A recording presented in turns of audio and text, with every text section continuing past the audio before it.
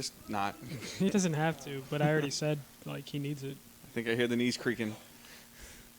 But when he puts on a hat, 20 years are off. So. Wow. He said you're like 60 without the hat. Well, no. I guess I was too generous because 20 years then, like. They make him younger than you. No.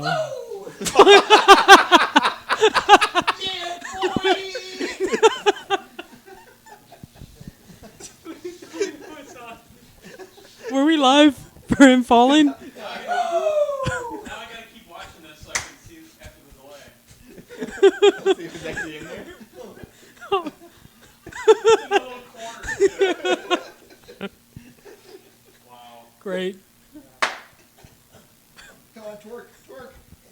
Don't. Do your best Antonio Bryan in terms of... So we don't tell anyone whose game we saw to check out the podcast. That won't be on the podcast. That's a live stream exclusive. It's true, 'cause they're not recording it. No,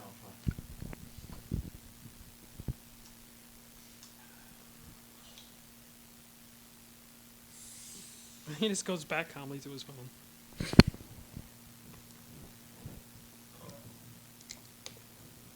I don't remember E3 today. You did stuff. I think, yeah. Yeah. I saw you in the Sony booth. Sony B. Yeah, did you... I guess we can talk about later, but did you play Detroit? No. It was busy all day today. Was it? Every time I I went there, could've there were like gone 5 today. people around it. Oh. David Cage was back there, and I just didn't want to make faces in front of him. It probably helps if I turn on the mic. You don't like that game? I don't like his writing. You are woke. Yeah, exactly. That's all I would have been saying. You are woke AF.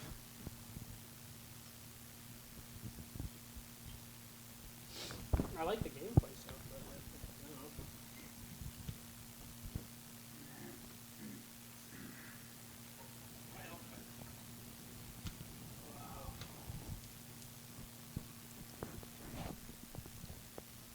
Josh is straight out of Malibu's Most Wanted.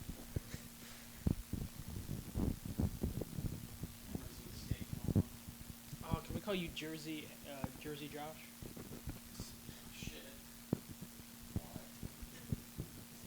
You're from North Jersey. So when I think that was the Jersey you were talking about. That was bad. Yeah, that is. Okay.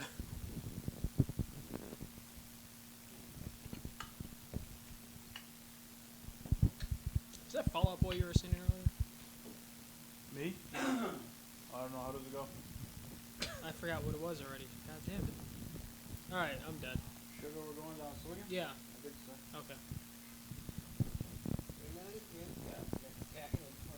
Yeah, that's Fall Out Boy. You know a Fall Out Boy song? Yeah, they're a pretty decent band. No, they're not. Yeah, they are. I only know them because they were in Rock Band. They're really not. Eh. No, not really. I don't know their newer stuff, but This ain't a scene, it's an arms race. I still haven't seen Big Hero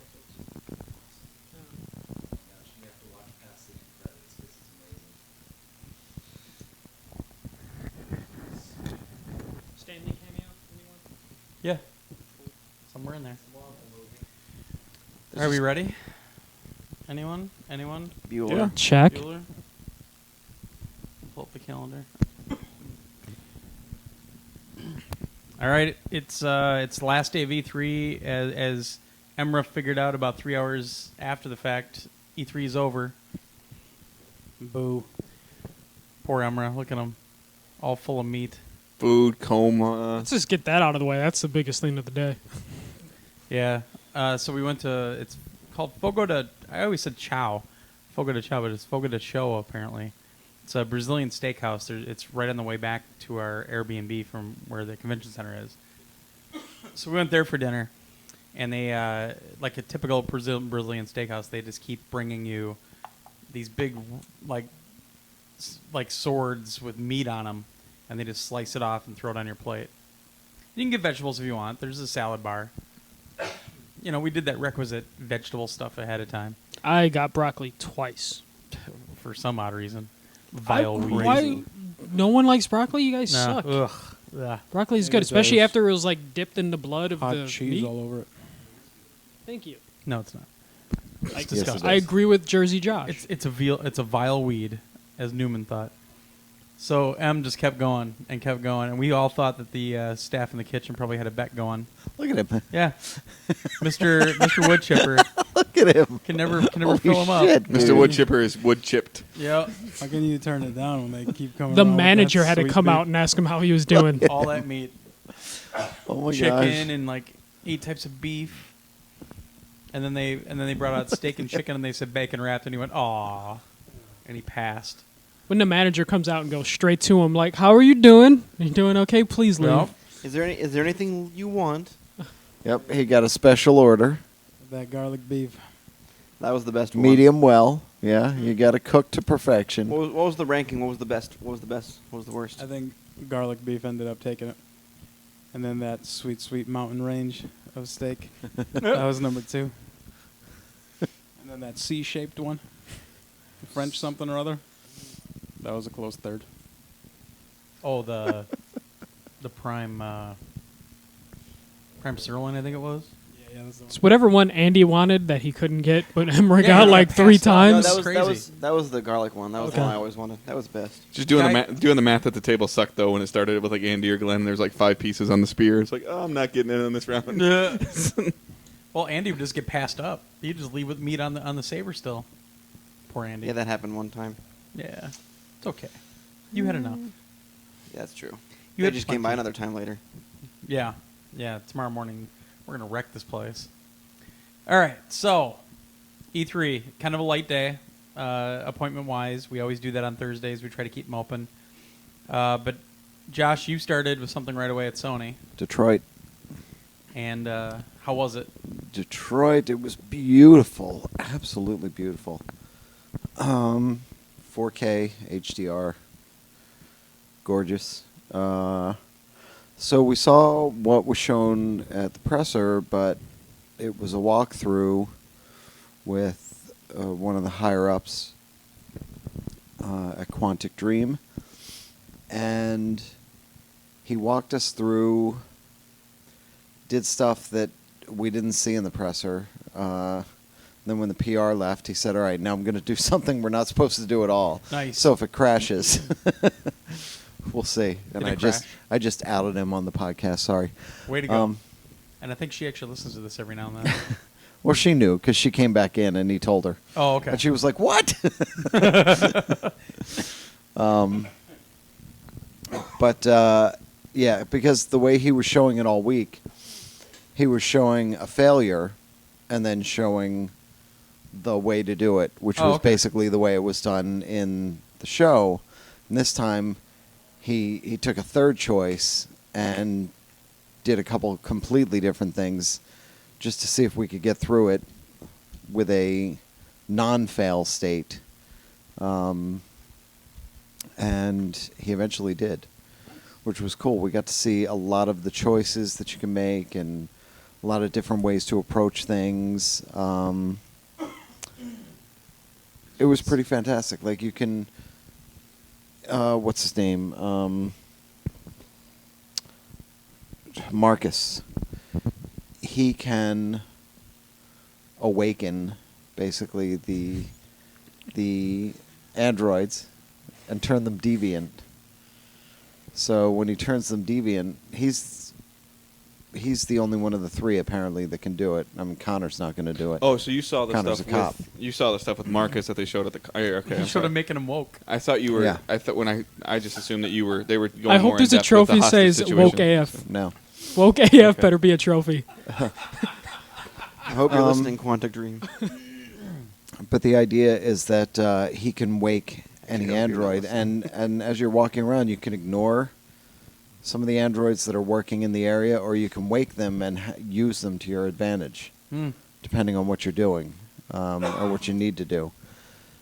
So it was really cool to see that. One of the things that I saw when he's going through all the androids in the shop. Yeah. One of them is the guy that was up on the rooftop with the little girl. And I went, "What?" Hey. I just made kind of a noise, and he looked over. He's like, "Yeah, you know who that is." Nice. The rest of the room was silent, like, "Wait, what?" I got to play that today. But I had patience. I asked him afterwards. I said, "So, is that the same guy, or are there just like 1,000 copies of him?" And he said, is "Yeah, that there's model 7131. Yeah." He said there are a certain number of models, and then there are thousands, tens of thousands of copies of that model. Okay. So that is not necessarily that guy that ends up on the rooftop. Okay. For Connor and Marcus, well, Connor, that's the only one he would commit to. Connor is his own very specific model because he was built very specifically to handle deviants and to do that for the Oh, okay. police. So he is like a one-off. So he's like the one android cop. He's the one. Yeah. And to your question from the other day, if he goes off the rooftop in that scene, and that scene is in the game, Mm-hmm. if he goes off the rooftop and dies, he's dead. Yep. He's Wow, gone that's for the rest of the that's a story. Crazy story arc then. He's gone for the rest of the story, and you still have Marcus and Kara to So go you- through the story with. You said like the dev showed you like the proper way to play, or the Well, way it's intended. A way to get through Okay, it. I was wondering, is there an ideal storyline that they have for it? Probably not. Not Okay. really. It is so complicated. Like Brian Decker was telling us the other day, like he could talk about the game for an hour and not spoil anything because there's so many choices, and each little choice could lead to another Right. whole set of choices, which could lead to another whole set, and you could never get to that specific point necessarily. Which is going to drive somebody like Josh nuts when he plays it. Well, I mean, that even I'll drove wanna me a play little it. nuts with Heavy Rain. Yeah. And that was a much simpler version of what we're seeing nowadays. Yeah, and I'll want to play it a couple times, I'm sure. But I think multiple playthroughs will just depend on the actual length of the campaign. Well, but at the same time, when they talked about both Heavy Rain and Beyond Two Souls, the intention is that you only play through it once. Because that's your story. your story, yeah. You make those choices, that's your story. But somebody even asked him, about the branching narratives and how many there are, and he was like, I couldn't even tell you. We Yeah. couldn't even count. There's so many different branches to this, and he said we have a team that's just checking the overall narrative and the arcs and everything and making sure everything ties in together the way it should, but it's way too complicated to give a number to at this point. Right. I also asked him about the city and how accurate it is, and he said they took great care in making it as accurate as possible. They went to Detroit. They talked to city planners. They talked to, community people. But yeah, it's I in the know. future, isn't it? City planner in Detroit. Haha. Well, you take all these bribes, and then you sell the city out. It is in the future, but the idea was they went through and they got the basic layout of the city.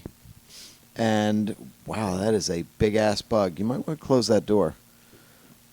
That one. Where?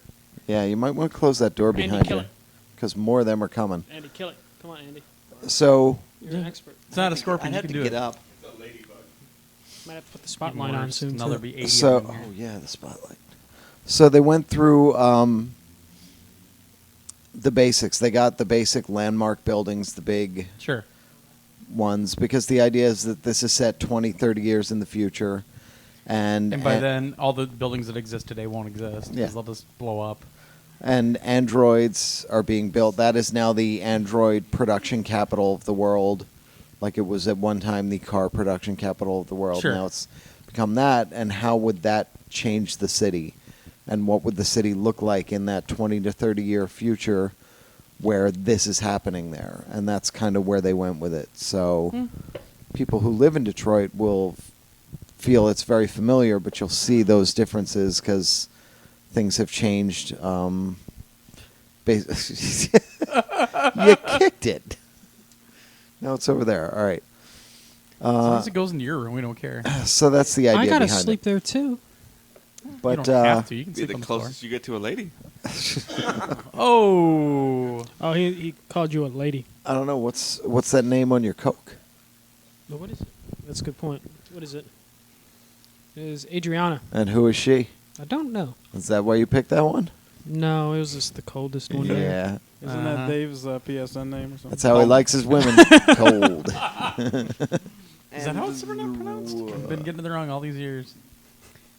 Yeah, so it looks pretty spectacular. I'm really excited to Yeah. see a It, finished game there. It is gorgeous. Yeah. And I got to, like I said, I got to play that today. Finally, I had some patience and I had some time, and I actually waited around, and I was successful, but he went off the roof. So it's weird when he's like falling off the roof and it says mission successful. I'm like, but crack. The cop fell off the roof, or Connor, not Connor. Yeah. He, in my ending, he grabs the girl and pushes or pulls her back, but he's pushing the deviant at the same time and goes over the edge with him. I'm actually starting to believe what that guy told me, that when I played, that I was the only one to have the deviant let go of the girl. I thought I could do that too. It said like success probability was like 90%. I stayed really far away though, because actually when you first spawn in and you or not spawn in, but when you first walk onto the balcony, Yeah. I didn't realize that you could actually walk forward. Yeah. Oh. So Yeah. I did most of my communication from him from a great distance. Oh, okay. And then the guy actually had to tell me like, "Hey, you can move," and I'm like, "Oh." Well, I was doing really well, and then I helped the cop, and that dropped my numbers a little bit.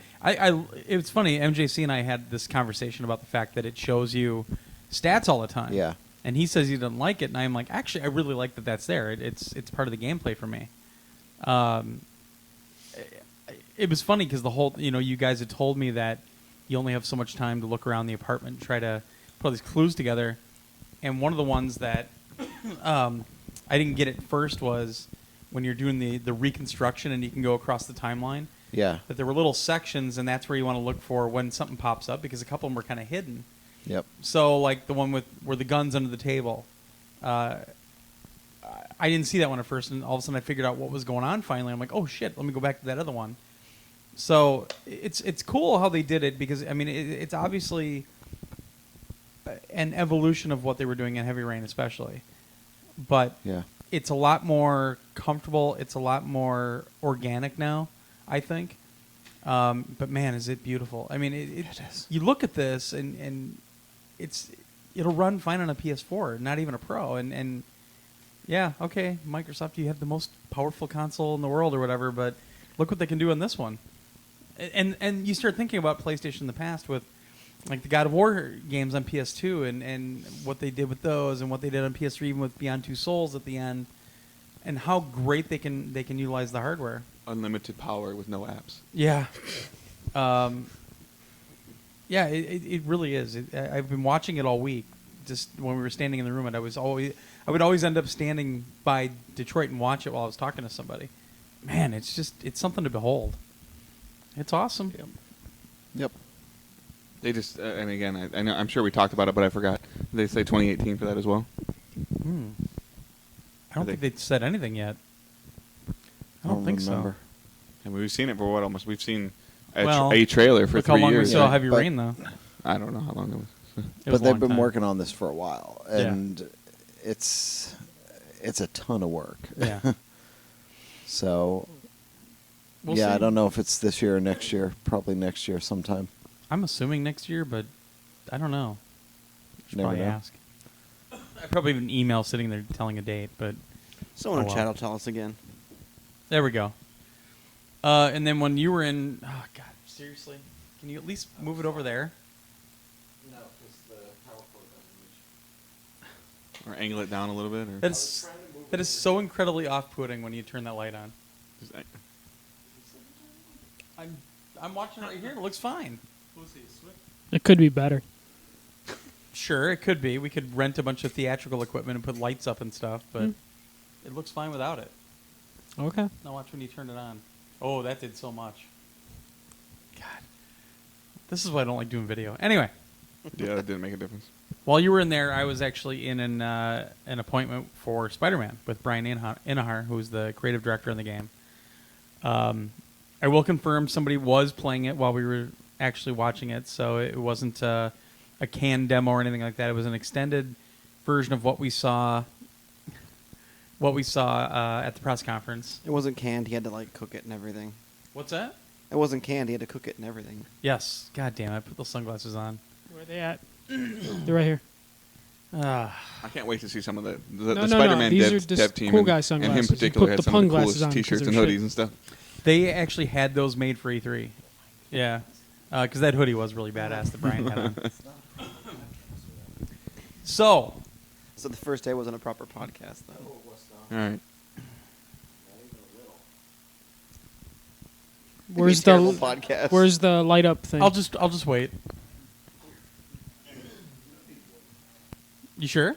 Don't wait on me. Okay. Go ahead. So first up, it is a unique story. It does not tie into any of the movies, any of the comic universes, nothing. It's its own story.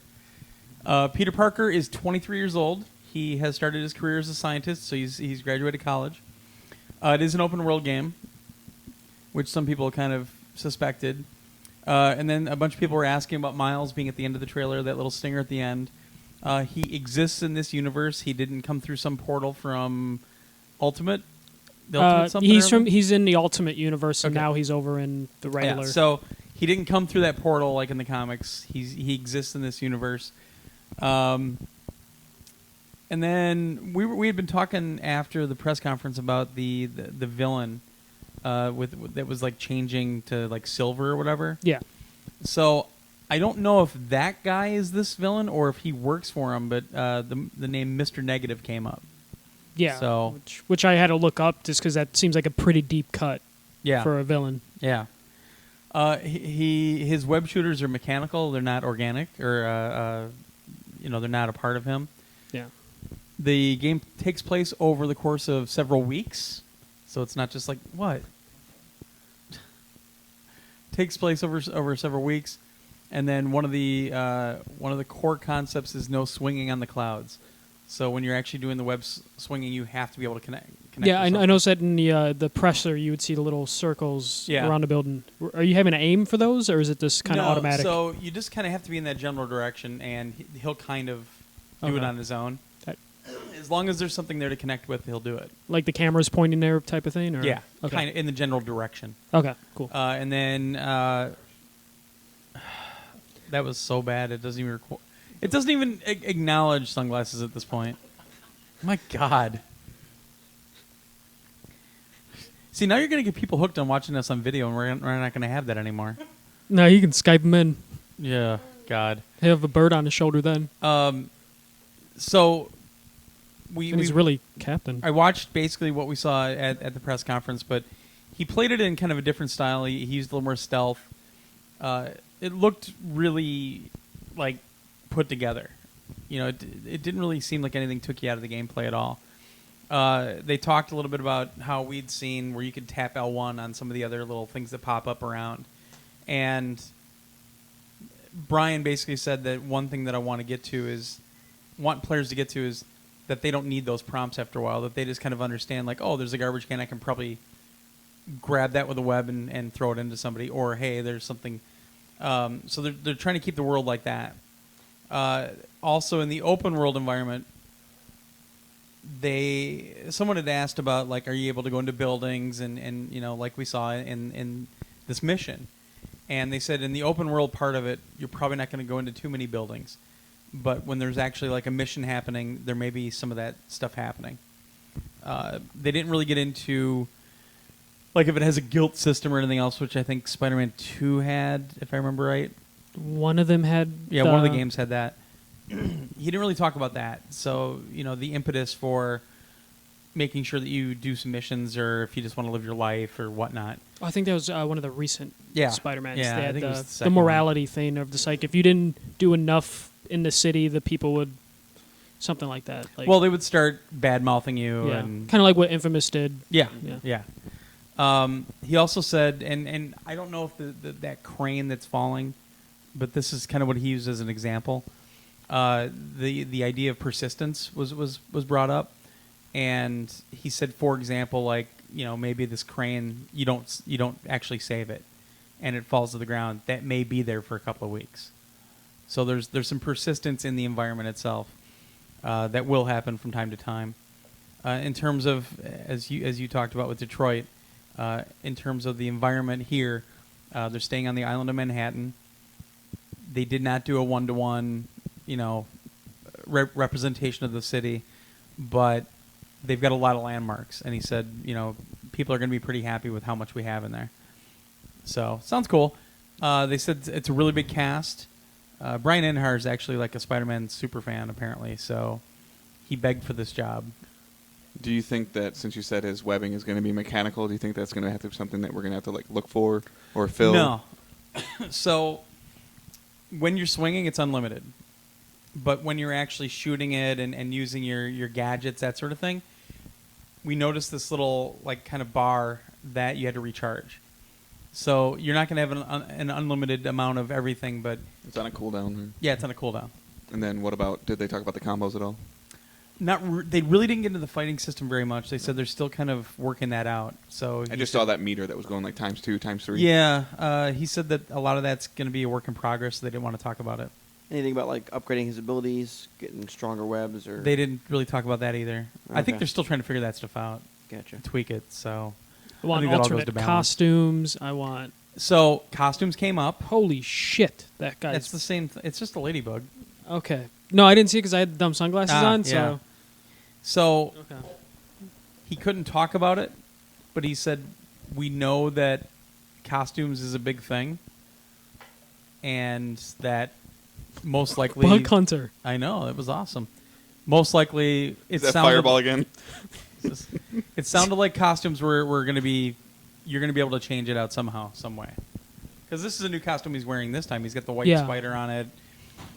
He talked about the fact that they're working really close with Marvel, and apparently Marvel and Sony are being very open to let them do what they need to do.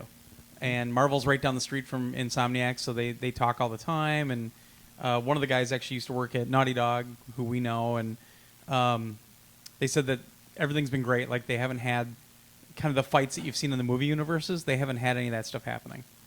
So they definitely want to use some other characters from the Marvel universe. And he said that the story's immense. They were really focusing on that. It's funny you mentioned that it's not the similar thing, but the story of like studios like trying to get along or fighting while they're trying to do something. Josh, when we were up at Activision, he was talking to the director of Crash Bandicoot, or who was that lady? And she was saying at first like that Naughty Dog was like, and then they started showing him some stuff, and they like kind of like she was like it was like peeling an onion, kind of like it took them a little while to like open up to him, and then when they finally realized that it wasn't going to be terrible, they're like, well, hey, let's help. Like, Sure. Well, they told me at PSX that they like Naughty Dog had given them all the wireframes for all 3 games, but they didn't really have a lot of the stuff anymore, and that was one of the problems. And then she said that like Naughty Dog's been really good about like whenever somebody like decredits something or tries to like give Naughty Dog credit for it, they go, no, it's them. Sure. Yeah. Well, they didn't really. I mean, they had wireframes, but they didn't have any kind of code to build off of. Right. So they really had to build that from the ground up and build their own engine and build all that stuff. So that's why it was tons and tons of iteration and tweaking to get just the moves, just to make it feel right again. Yeah, I didn't mean to derail the subject, but that just popped in my head. It wouldn't be PS Nation if we didn't derail. I mean, there's more for Spider-Man. I recorded the session, so I'd have some notes. So I need to go back through that and write some things down. But it's funny. I've never been a Spider-Man fan. I've seen the crappy Sony movies and everything, and I'm really excited for the new one. But I never read the comics. I just never really got into Marvel at all. But I'm excited as hell for this. I mean, honestly, this is on my top 3 games of the show. It's so damn good. I'm excited because you said they're just making their own universe. They're not like pulling too much from anything in particular. Because I have so many questions. I'm just like, so does it mean Gwen Stacy's still alive? Does that mean Brock or Flash is going to have the Venom suit? Like, it's one of those things where every time I saw the Sony producer guy, I was about to go to him. They kept pulling him into that room, and it's like, damn, nice. Get him next time. Yeah, I mean, I'm actually pretty good friends with one of the producers on the game, and he's been teasing me a lot. He hasn't told me anything about this one. It's something that obviously they're going to be really protective of because Sony owns the IP, and And Marvel does, obviously, but Because if we could get Spider-Gwen, I'm on board completely. It's funny because you could. I think at one point Brian said something like, right away he was like, "Well, we gotta have this, we gotta have this, and we gotta have this," and Marvel kind of came back and said, "Well, that might not work for the story," and they kind of helped shape it. But if Insomniac could kind of prove why they wanted to do what they wanted to do and prove that it would work, Marvel was like, "Okay, do it, go for it." Because Marvel kind of blew up their comics again recently, to where it's people that were dead for forever are back alive. Like Gwen Stacy's a Spider-Man now. Miles Morales is in the main universe. Captain America's a Nazi. Yeah. That I didn't like because that was about the only Marvel thing I ever liked was Captain America. So. Yeah. He's not really going to be a Nazi. They already said he's going to revert back in of course he is. September or something. A Nazi he or is. Hydra or both because Hydra broke off from the Nazis. Yeah, he's Hydra. Right. Yeah. Okay. Anyway. Hydra. I felt kind of weird because I'm really excited for this game and I really wanted to be in the appointment, but there were some Spider-Man super fans in there and they were asking the craziest questions. I was like, but I hopefully I got all the stuff recorded because he answered pretty much every question. He was very non-dodgy on them.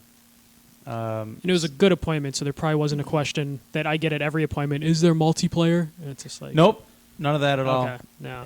Somebody brought up the other Spider-Man games, which is funny because that was all Activision. Yeah, and those weren't very good. That Shattered whatever was not bad. But no, they would always nail the feel of being Spider-Man, but in terms of the story and the missions they have you do, it just never did well. Yeah, totally. And then they also brought up the QuickTime stuff. The only time that there were any QuickTime events at all in that whole demo that we saw was the crane part. Everything else was actual gameplay. And somebody brought that up and said, "Well, what if you fail it?" And he said there's fail states, but I don't really understand fully what that implication is for this game. Do you have to redo it? Is it just that the crane falls and you piss everybody off? If you save Uncle Ben, you fail. Yes, immediately fail. Because then you don't have your conscience. I've wanted South Park to do something like that, where there's a QuickTime event, and if you do the QuickTime event, you actually fail. Yeah. And then it makes you redo it, and you have to keep doing it until you just don't press something. That'd be a great troll. Yeah, it would. Maybe they'll do that. You never know. Copyright Andy. No, Copyright Andy. I had to do a QuickTime. I played South Park today. Nice. And I had to do a QuickTime. I couldn't get in for that. Damn it. It was too packed. But yeah, believe the hype on Spider-Man. Obviously I didn't play it yet, but holy shit, that was cool. It's one of the coolest things I've seen in video games. And they said 2018, right? Yes, 2018. Yeah. They haven't given even a window. A window at all. They just said 2018. That year. When it's done. Tied in with Infinity War. Was that Xbox conference that had that trailer? That at the end that said release date when it's done, damn it. It was one of the indies, yeah. Yeah. Oh, Cuphead.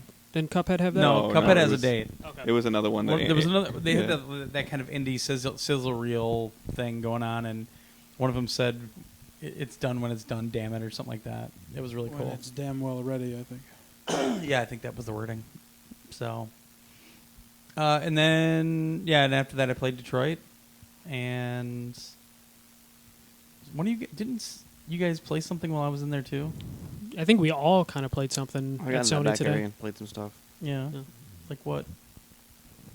Well, actually, first, when we got in there, it was surprising there was no one at the VR booth.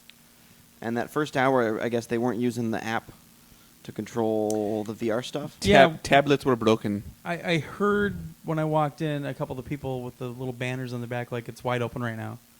Yeah. And I was kind of bummed because I'm going to an appointment, damn it. Because there were a couple things on the floor I wanted to try. So I just walked back over and I said, "Can I play a VR thing?" He's like, "Well, which one do you want?" And I said, "Can I try the Final Fantasy one?" He's like, "Sure, if there's no one there." So I walked over there. There was no one there. I got to jump in and play Nice. Monster of the Deep. Oh, yeah. So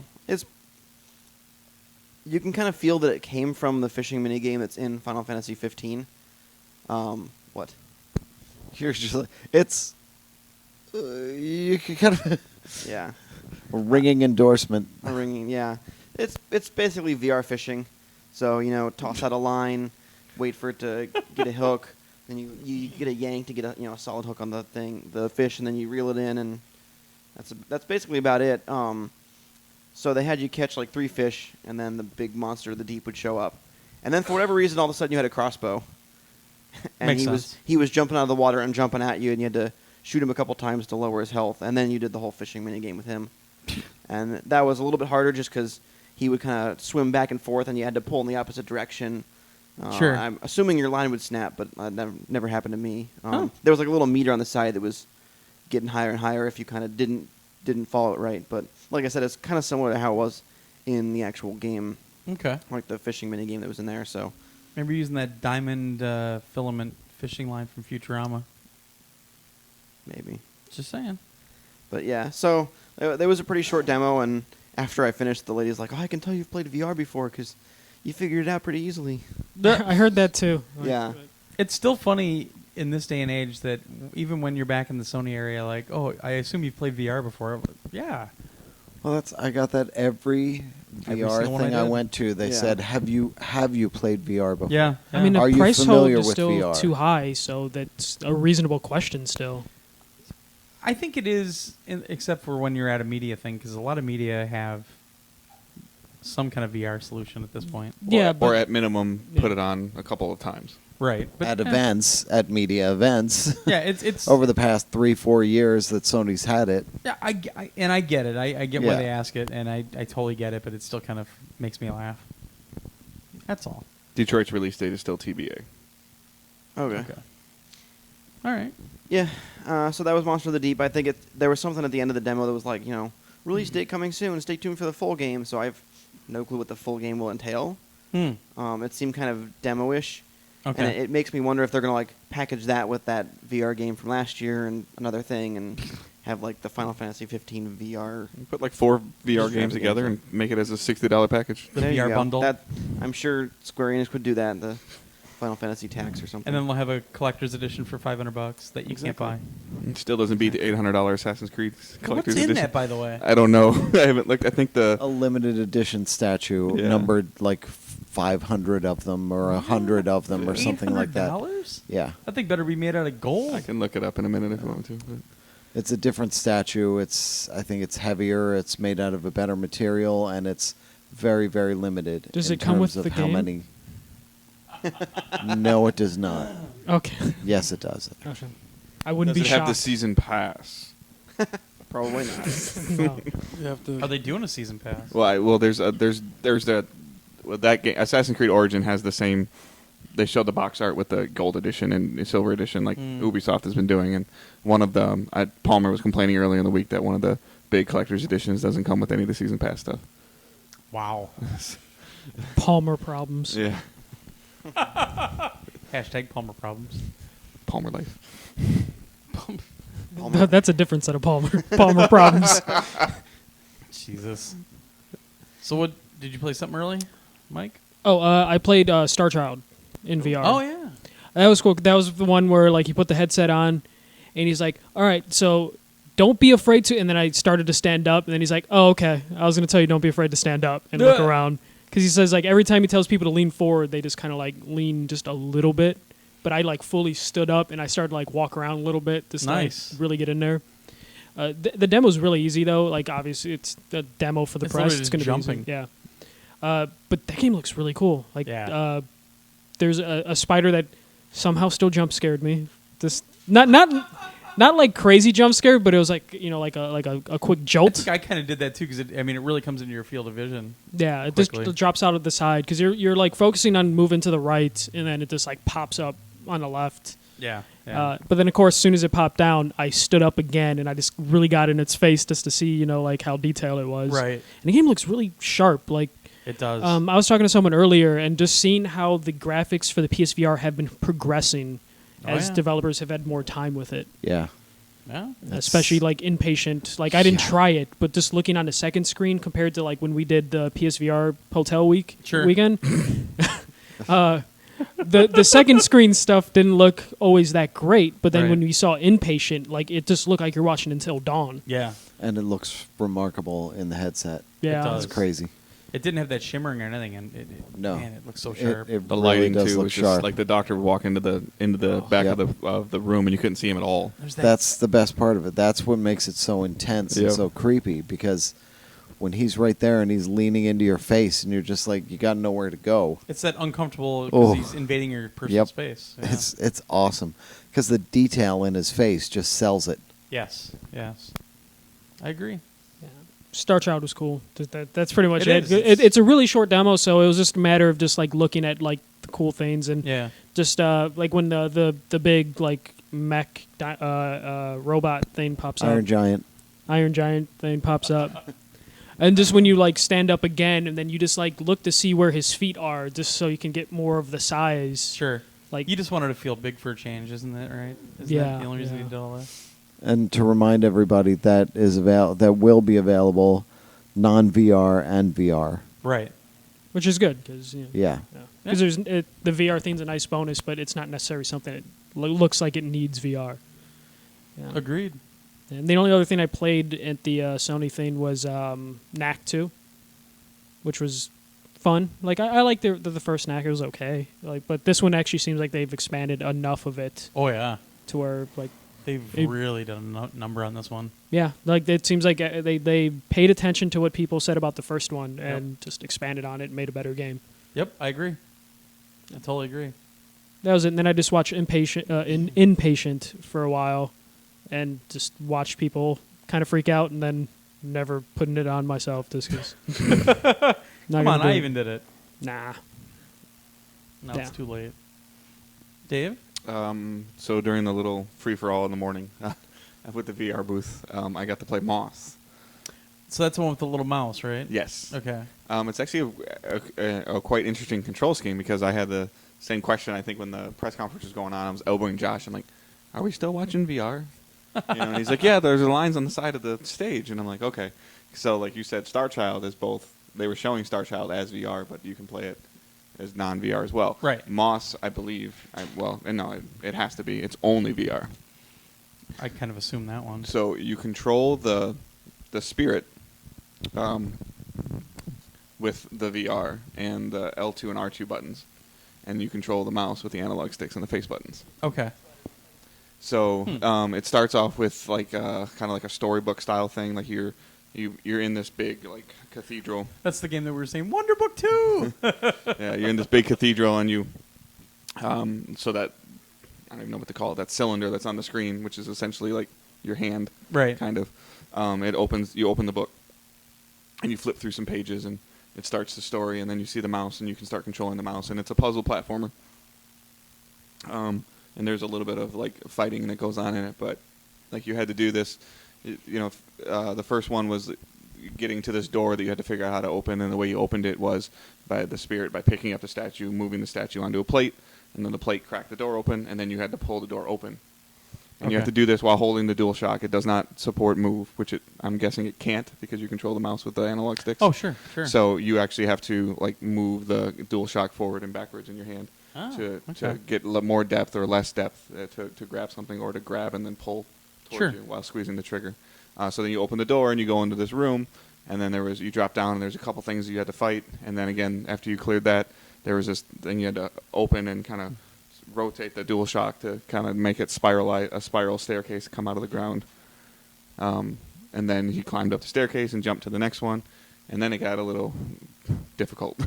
The puzzle, the platform aspect got a little difficult because it was kind of sort of like I guess the main game that I can mostly attribute it to is Zelda, where you had to like break a block and push it over something and have that block stay there, and then you stood on this other plate, and but you were able to control the enemies in the game as well.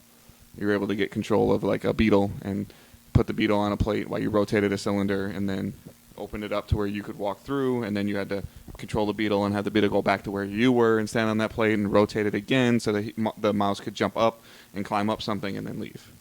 Okay. So it has a really interesting puzzle mechanic to it, and a very unique control scheme. Okay.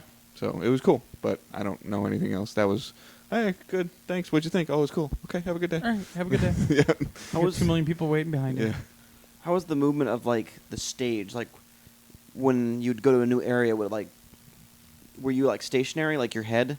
I'm just wondering for like sickness or anything like that. Yeah, I mean, you could look around like you would any other VR game. You could look up and look down and see the whole room, but for the most part, it was like I guess I would call it like a static screen. Like like Okay. the room that you were in. You could see the beginning of the room, and you could see the end of the room, and then the objective was usually in the middle.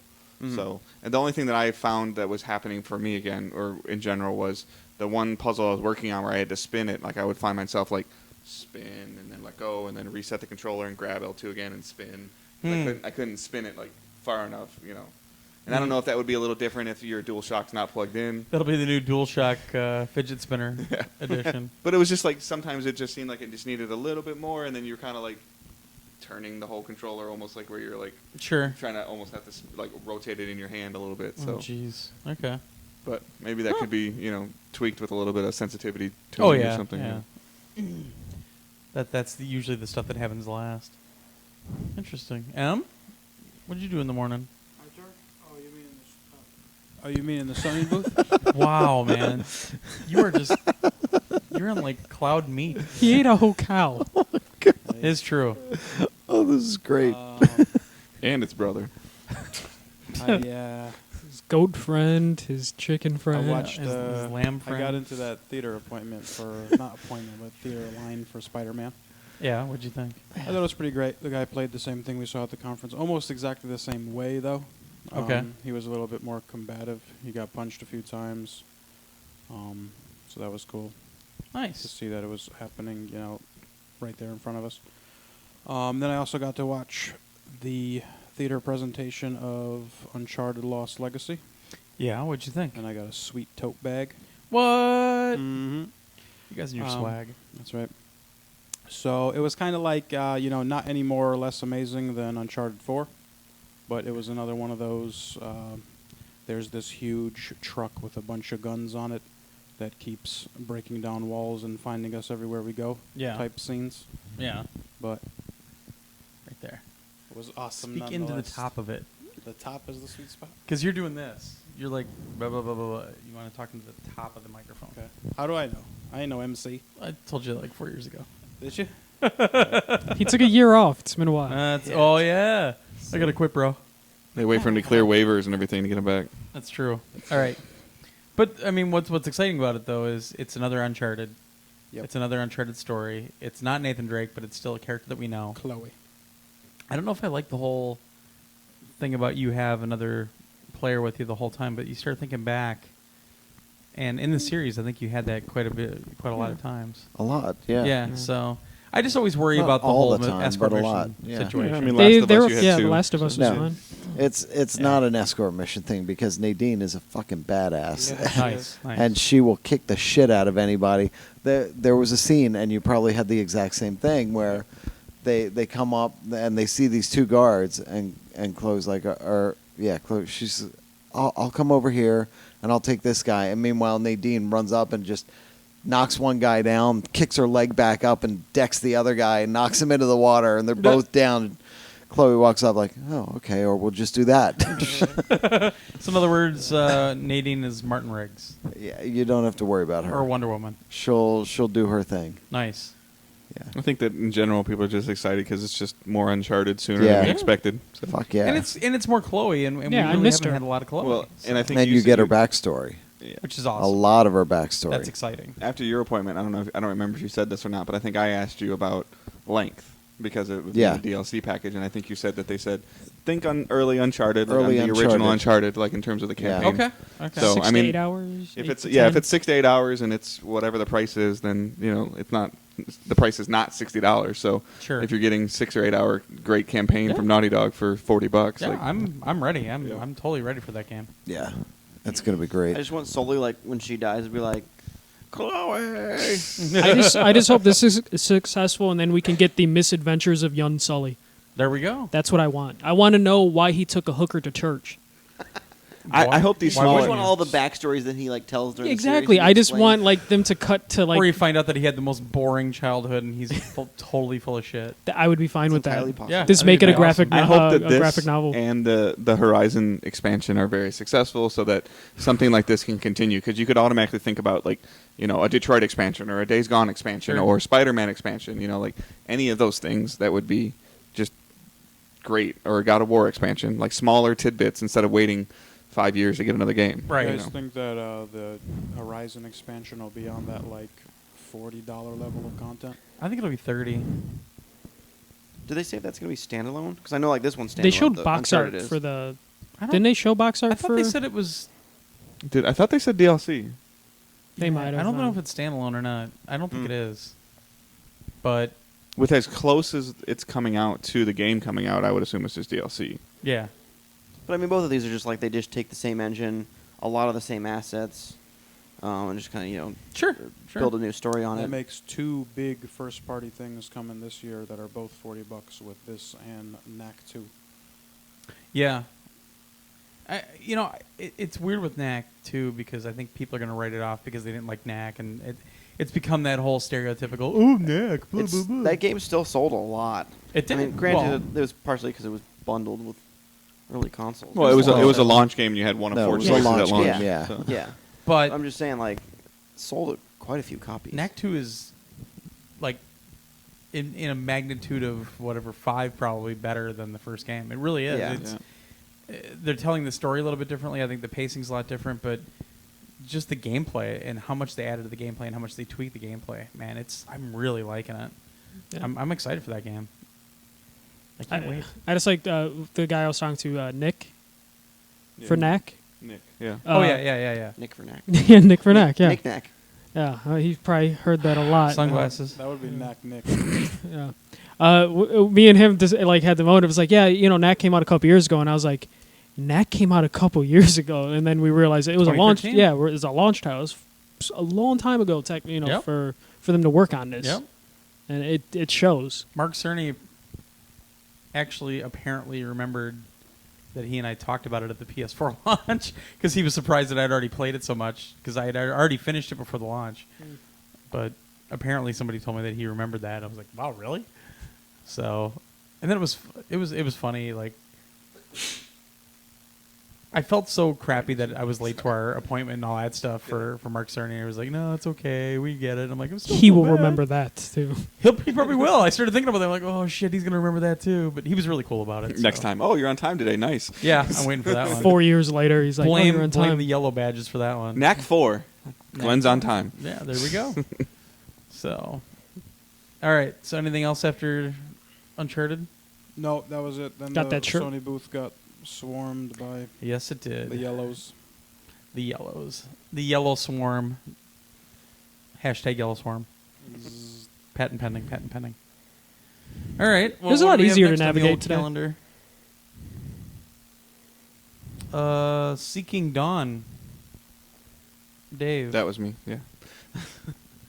Trying to remember which one that. So that is a first-person shooter VR survival oh yeah, type you were telling me about this game. one. It was it was still early. Like they're shooting. They say that they're shooting for this year, but I don't think that's gonna happen. Yeah. And they only had it running on Oculus, and I had to use the Steam controllers. I think you said they're called. If it was Oculus, that was the Oculus Touch controllers. Yeah, is With that the the big one? circle in Yes, them? that was them. Yeah. Those are interesting. Yeah, like they the are. I mean, HTC the ones control the control scheme aside, like I can see how Move will work with it. Sure. I don't see a DualShock working with it, so this will be a game that I believe will be 2 Move controllers only. But he kind of was telling me that they're kind of like don't starve and slightly, but have a little bit more of a story to it, and not necessarily as punishing as like permadeath. But that game had probably the most aggressive AI I've ever seen in my life. So the first part was that with Maybe you just suck, Dave. well, it was not the easiest thing to maneuver around in. Like we've talked about before, like you're in a first-person shooter, you're using these, all the face buttons and the analog sticks do this and they do that and they do this, and it's like, okay, like how do I walk? So like this one, you were able to the controller had directional pads on it. You could walk forward and move to your left or move to your right and walk, but you had to fully turn around to turn Sure. around. They didn't have a 180 kind of thing. So I think that'll be a little interesting because I could feel the wire on my ankle and I would have to like step over it to make sure that I didn't like tie myself up while I was standing up. Then Dave found out that it was a trap, and that was what was supposed to happen the whole time. It looked, it still looked like a work in progress. It kind of had a cool environment to it. Some, lots of foliage and plants and everything like that you were walking through. No, Dave, it's foliage. It's a co-op. It was a co-op game we were playing, so it was a two. Like there was another partner with me. Okay. And then they didn't really get into. They were just showing the combat, but they were talking about. When I asked him, I'm like, "So is it permadeath?" He's like, "That's a strong word." So, and I was like, "Is it permadeath with a backpack?" And he goes, No, they're mostly dead. Well, I go, "Is it permadeath with a backpack?" And he goes, "That sounds a little better." So you can like kind of store some things when you die, and you can you'll still have those things as well. So, but you know. They were just mainly showing off the combat, and I hope there's a little bit of variety of weapons to it as well, but it was only a 10-minute demo, and like I said, like the thing that really bothered me about it, and he said that when you die, you normally go back to the base, is that I would die. I'd have this bug just run like all up in my face. Like the one flying around in here before? Yeah, right. And kill me, and then it would be like, oh, rebooting, and then it would put me right back in the same spot where the bug was still right there. Nice. And so like there was a couple times where like I died like 3 times in a row, and I'm like, you know what, screw this. So as soon as I spawned back in, I just ran in a direction, and then I was able to turn around and But it's the same thing. Like it had a gun, and you had a gun and you had a shield. It had a pretty cool shield mechanic where you could one button. If you held down one button and you hit hit another button, you could have a shield on your arm that you could move with your arm. Okay. And it would that would get bigger off your glove, and then if you didn't hold down that button. It would just drop in front of you, and you could use it kind of as a barricade and then move left and shoot and move right. So that was interesting. But there wasn't – maybe this is just with as much shooters I've been playing lately, kind of drives me nuts a little bit. But like with Lawbreakers, there wasn't a way to aim down sights. Yeah, I don't know why that's become kind of a thing lately. And it's funny because they finally put kind of aiming down the sights in Halo 5, which you were never really able to do before besides sniper rifles. So I've noticed that lately too, and it bothers me a little bit. Lawbreakers doesn't surprise me, though, because that was kind of an Unreal thing for a little while. And you're moving way too fast in Lawbreakers that you'd want to stand I was still watching the video and down before. sights. You're actually not moving that fast. Yeah. It was slower than I remembered it looking before in the streams. So. And I didn't feel like I could, like, when I was playing Lawbreakers, too, like, I didn't feel like that I was doing something wrong, that I wasn't moving fast enough. Sure. I didn't feel like I was being punished because I was too slow. Okay. Now, when you get into some more highly competitive play, like maybe it does get a little bit faster when you fully understand your class and your character and your abilities and stuff like that. Right. But this one, it's just I don't know the answer to aiming down sights in that situation because it's in VR. Right. Because now we're like I don't think that the aim controller is an answer on PSVR for this. Probably not. So maybe it's just the way it's built. So. Well, I mean that's what they're gonna have to figure out. I mean that's. One of the big roadblocks with developing for VR is a lot of the mechanics you have to figure out because you don't have a lot of stuff to base anything on. There just aren't that many examples out there right now. So interesting though. All right, Andy, XSEED. Since I didn't go to the Indiecade today. Nap time. So I saw 2 games at XSEED. One of them is the latest Senran Kagura game. Okay. Which is, of course, the game with all the busty babes that bust out of their clothes. Woohoo! All right. So, the past few games have all been like brawlers. Yeah. Except for the rhythm game. You're dragging it. As Dave drags his phone behind him on his charger. Got a tail there. Damn, just going to go to the bathroom during XSEED? Well, Emra went to the bathroom for Spider-Man, didn't he? I did no such thing. Uh-huh. It was an emergency in Emra's case, though. Always is. Why are we talking about this when he's talking about busty babes? Yeah. What the hell? Yeah. Plushy Sweet Tooth doesn't have an opinion. So the normal games are all like brawlers. Right. Either like 2D kind of side-scrolling or like 3D, more like a Warriors game. Okay. But this one's actually a shooter, a third-person shooter. Oh, okay. But really? instead of like actual guns, they're water guns. Jesus. So it's a 5v5 kind of arena shooter. Okay. Each of the characters has a bunch of different loadout slots. So you get one weapon, but you can switch that out. There's a whole bunch of different type of water guns in the game. And then you have a few special abilities that are they're displayed with cards, and you kind of collect them as cards. But then they'll do things like give your team a buff or give the enemies a debuff or do some damage or whatever. And then you have a whole bunch of like skill cards that'll like lower your reload time or whatever. Okay. It's kind of fairly fast paced because you also have like a water jet on your back, so you can boost around the stage. What is this, Super Mario Sunshine? Yep. The best Mario game ever made. I never played it. But the weird thing is, like It's when not. you're boosting or when you're like flying around with the jetpacks, you're using water, which is your ammo. Okay. So then you'll boost around and then shoot someone, and then you run out of ammo, so you got to reload. Which of course, then the girl starts pumping the Of course. water gun, which is how you Tell reload. me more. Slower. Slower. Yeah, slower. All right, I'm done. But yeah, it was. I played like 4 or 5 rounds of it. I was just doing against AI. So there's obviously full story mode. Most of the characters that have been in all the past games show up. So like there's the full 4 schools that you can play as, and those are kind of like the teams of 5 for the story mode. And then there's full online as well for the shooter aspects. Okay. But I was pleasantly surprised by how well it played. Nice. Like I was kind of expecting going into this game, because they normally make like a brawler that would be kind of clunky and not very good. But Sure. Once I kind of started getting into it and figuring out how each of the guns was working, I was kind of doing pretty well. And Nice. of course, because this is Senran Kagura, after you down someone, you can kind of go up and taunt them by basically shooting their swimsuit off with your water gun. That's a powerful water gun. It's actually a little bit of like because if you're trying to go for KOs, that's wasting your time. Okay. But you get style points. Well, kinda and you thing. get to see fake boobies. Exactly. They're all I mean, anime boobies. exactly. I know Revy's freaking out right now. I'm sure he is. He's just twitching uncontrollably. Probably has a creepy mouse pad. No, and he's still everything. playing that Batman VR with Harley Quinn. Maybe. Maybe. And then I also saw Sakura of Rice and Rain, Okay. which it reminded me a lot of a Vanillaware game. Okay. So side-scrolling Isn't brawler. that the one made by Vanillaware, or is that different? No, we I don't saw? believe so. Okay. Because it's all 3D graphics. Oh, all right. So it's still very beautiful, actually. It's very like cell shaded, looks really good. But it's side scrolling. You're actually playing as like a farmer, a rice farmer. So like the weapon is a sickle and okay. smacking enemies around. She also has like this web thing that she can shoot out and like pull herself up to like a wall or down to enemies or whatever. Spider-Gwen Stacy. There you go. Spider-Man. But it was really good, very fluid combat. Like I was knocking enemies up in the air and then knocking them back down to the ground for damage. Some really cool like environmental hazards.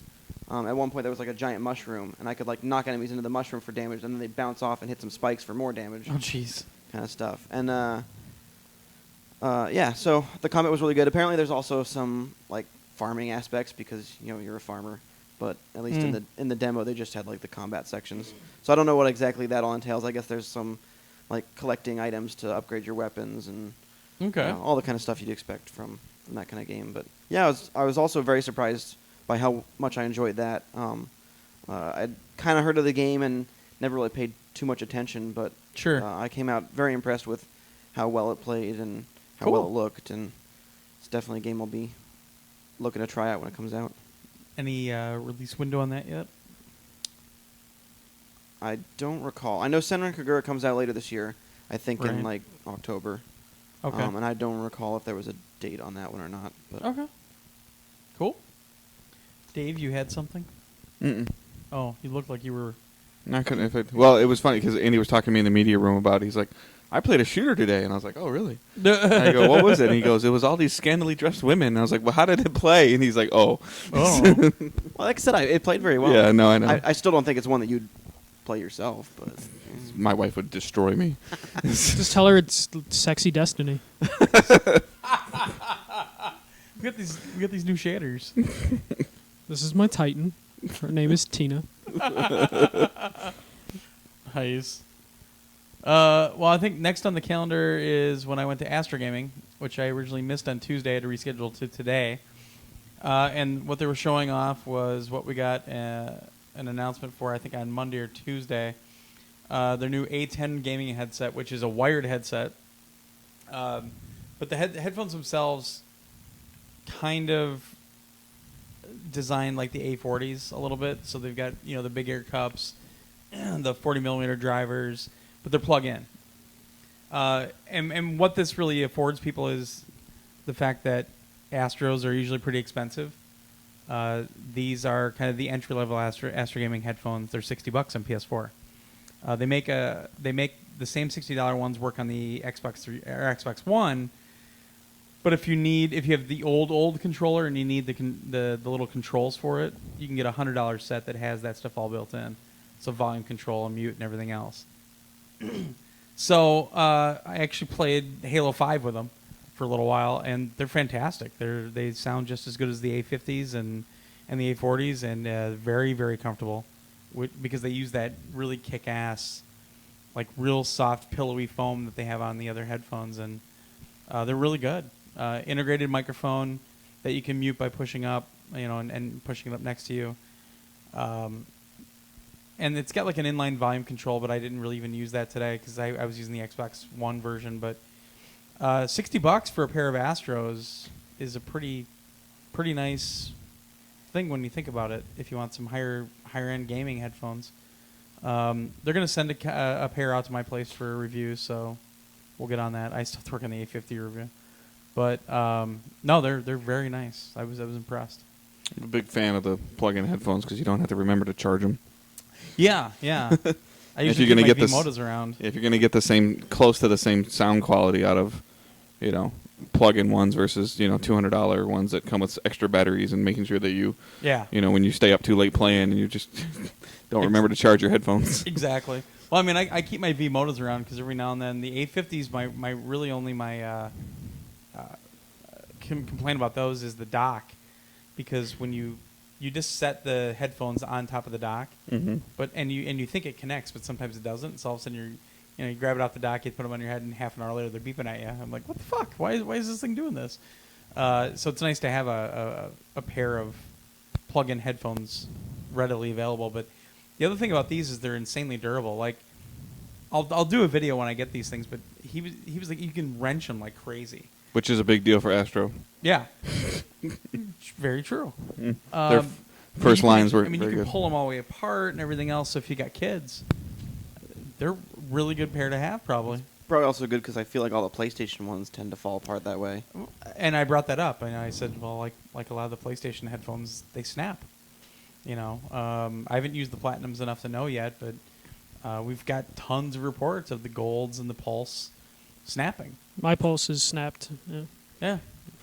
My Golds are holding up, but I don't use them that much. Like as much as I use the Pulse. I could pull them all the way apart and flatten out that top piece, no problem. And he says they've been doing it for 3 days in every demo, and they were fine. You couldn't tell at all. So they're nice. They're I was very impressed. So hopefully I'll have a review in a couple weeks. They wanted to send a pair home with me. I'm like, I have no room for them in my bag. So, yeah. Servios? Josh? Yes. 2 VR games.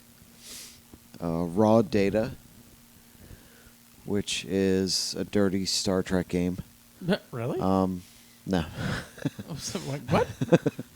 Raw Data. The Raw.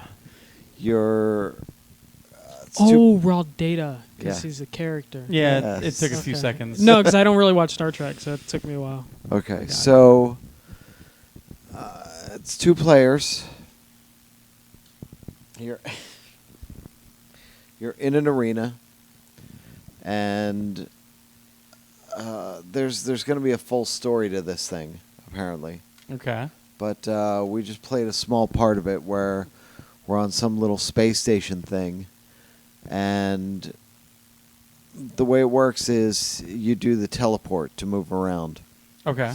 So you look, you pull the trigger, the aiming thing goes out, you let go, and you teleport right to that spot. Okay. So what was going on is we were on this platform, and waves of robots were slowly coming at us from multiple angles, and drones were coming flying overhead. You've got 2 guns, shoot, gun in each hand. You reach down, you just put them down to your side to reload, pick them back up, shoot again. You can hold down the triggers to supercharge a shot. You can That sounds familiar. hold the two together, hold your hands together, and supercharge a shot, and you get a big blast because both guns go out together. Okay. You can do like a quick shot, like a rapid fire thing as well. Okay. So I think communication is the key here. I didn't communicate with the guy next to me. I mean, we didn't have headsets on or anything like that. This was all on Vive. So. Oh, okay. And I would just look where he's moving, and then I would move to cover the other spot. And if he would then jump to me, I would then back up so that I could get a better view of the entire area. Sure. So I kept moving myself around. I'm leaning around corners to shoot at the robots, and because they'll shoot back at you, they'll drop bombs on you, they'll do all kinds of crazy stuff. I did quite well, apparently. The people in line, because they cut me right in line, and the people who had been standing there waiting to play for watching everybody play. I finished and I took the thing off. They're like, "Damn, you were good at that." Those people were all plants by PR. I think a lot of these people have never played VR because it was a lot of yellow badges. Sure. So I think they've never played VR in their lives, and they're all new to it, and they're all just not knowing how to handle it. I wonder how these folks that came to E3 as public feel about everybody calling them yellow badges. just demoting them down to simple things.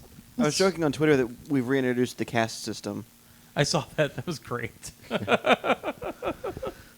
Andy get all brainy on Twitter early in the morning. It's going to have a full campaign to it with multiple environments, things like that. It was pretty cool. Nice. I'm not sure if there's enough depth there, but with the full campaign and maybe some additional weapons and things like that, it could be pretty cool. It was kind of fun.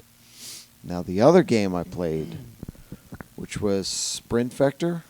Sprint Vector? Yeah. I played it, and I had so much fun with it. I stood there, and I periscoped the next two guys playing it.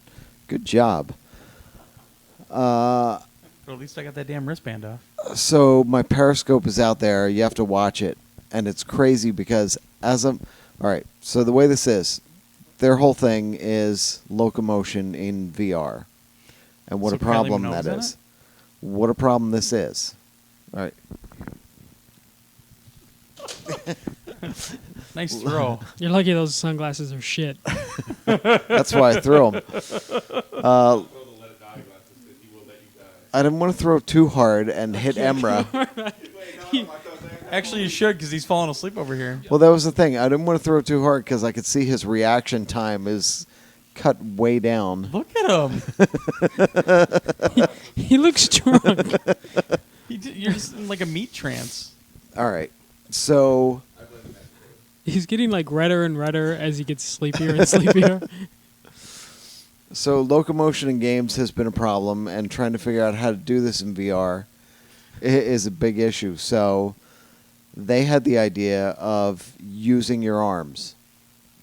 So it's a race. Okay. And it's almost like you're a gorilla, where you're using your arms to pull yourself along and to run along.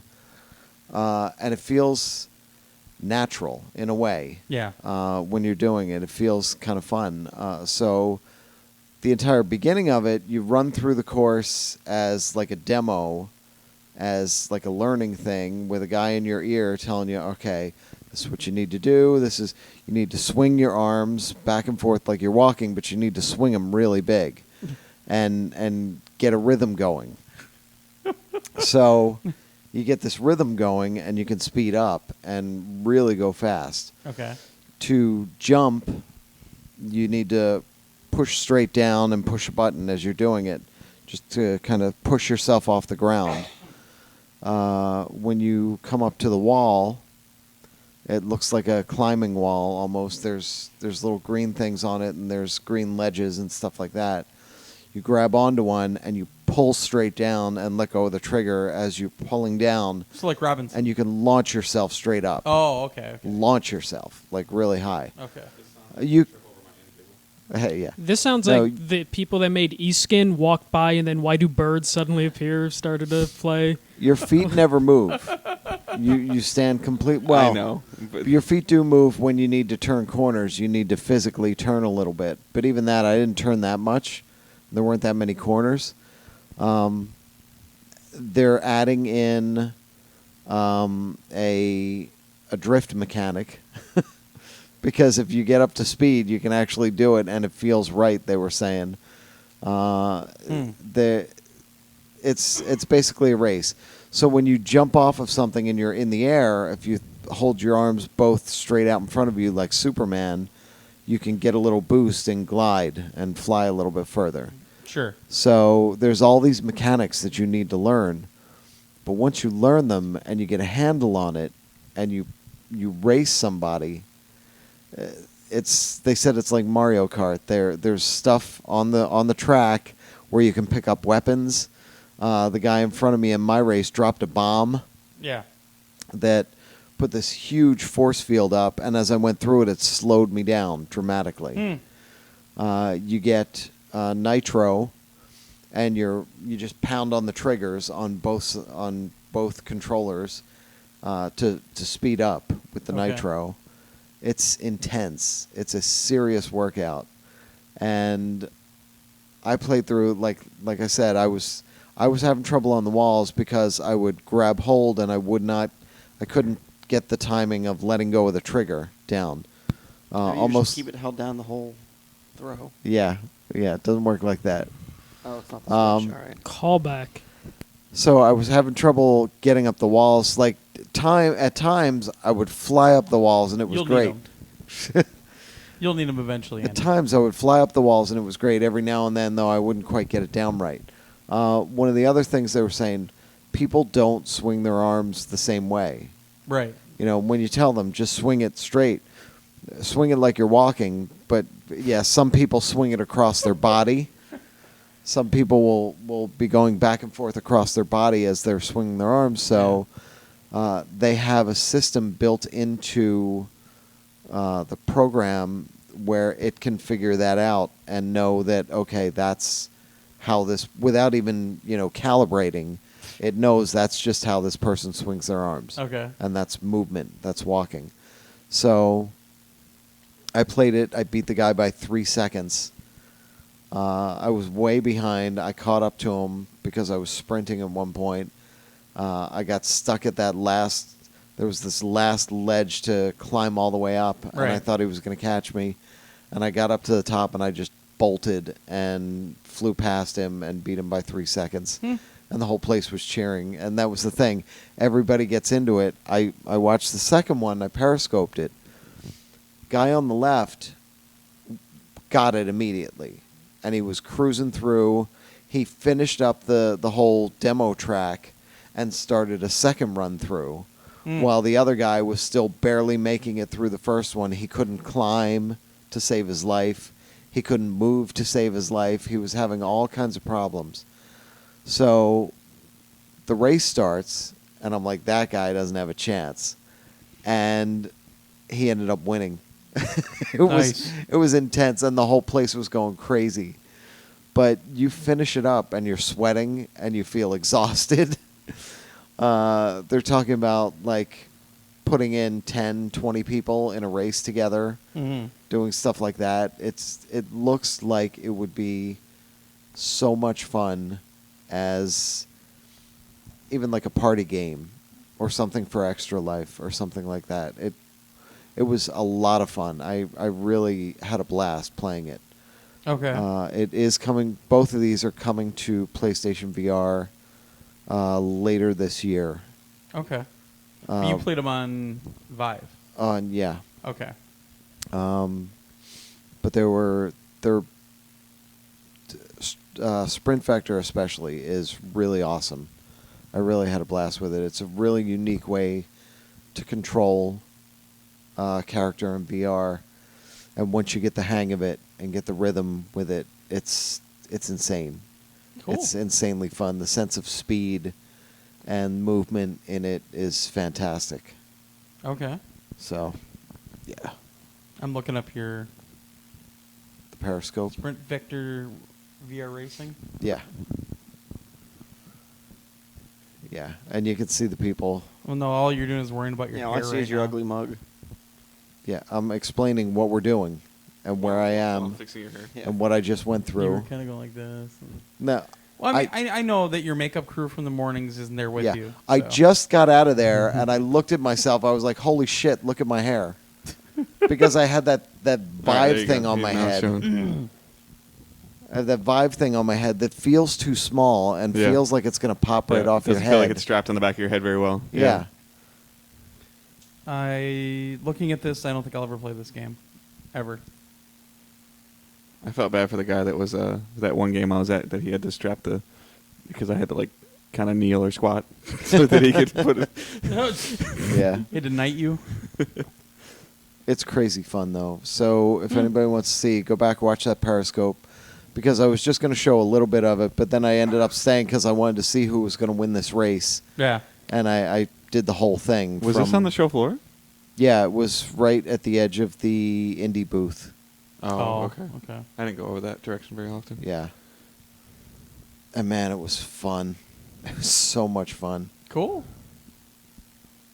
All right. Why is my fucking monitor doing this? So next up, Dedalic. Yes, sir. Dedalic, is that how you say it? You That's how saw I say it. it. I don't know if it's You Data. talked to them. Data lick. Dedalic. Dedalic. Okay. That's also a Star Trek. Yeah. It's also data in the That's raw. Star Trek porn. Yeah. Data lick. So at Dedalic, I got to see 3. Count So Damn. that- 3 games. that's the Naked Now episode with him and Yar. Yeah. That's literally a thing. Yep, that is. IDK. Okay. As he says, he's fully functional. Damn right he is. Does that need glasses? No. No. No, that's No. a We're line just from the nerding out over episode. Star Trek stuff. Okay, so the first game I saw was called State Less of cool Star Mind. Wars. Okay. That one is set in 2048, Okay. in a world where the actual world is like dystopian and run Whatever I down. want. And there's wipeout races. Sure.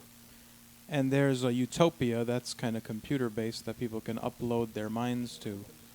And Okay. just live all happy and perfect. Like the Matrix. Yep. Problem is their body isn't in this little jelly bulb. Their body is just kind of like hanging around the streets or chilling in an alleyway. Like the crappy. So you could get molested while you're standing there and your mind is Yeah. off in this crazy thing. Well, that's part of the utopia, bro. I It's almost say- like that Bruce Willis movie. So with all you- the So your mind comes back into your body and you're like, what's going on here? All right. God, send me back, send me back, send me back. Okay, so for this one, I only had 15 minutes, and we spent like the first 10 just talking to me on the title screen.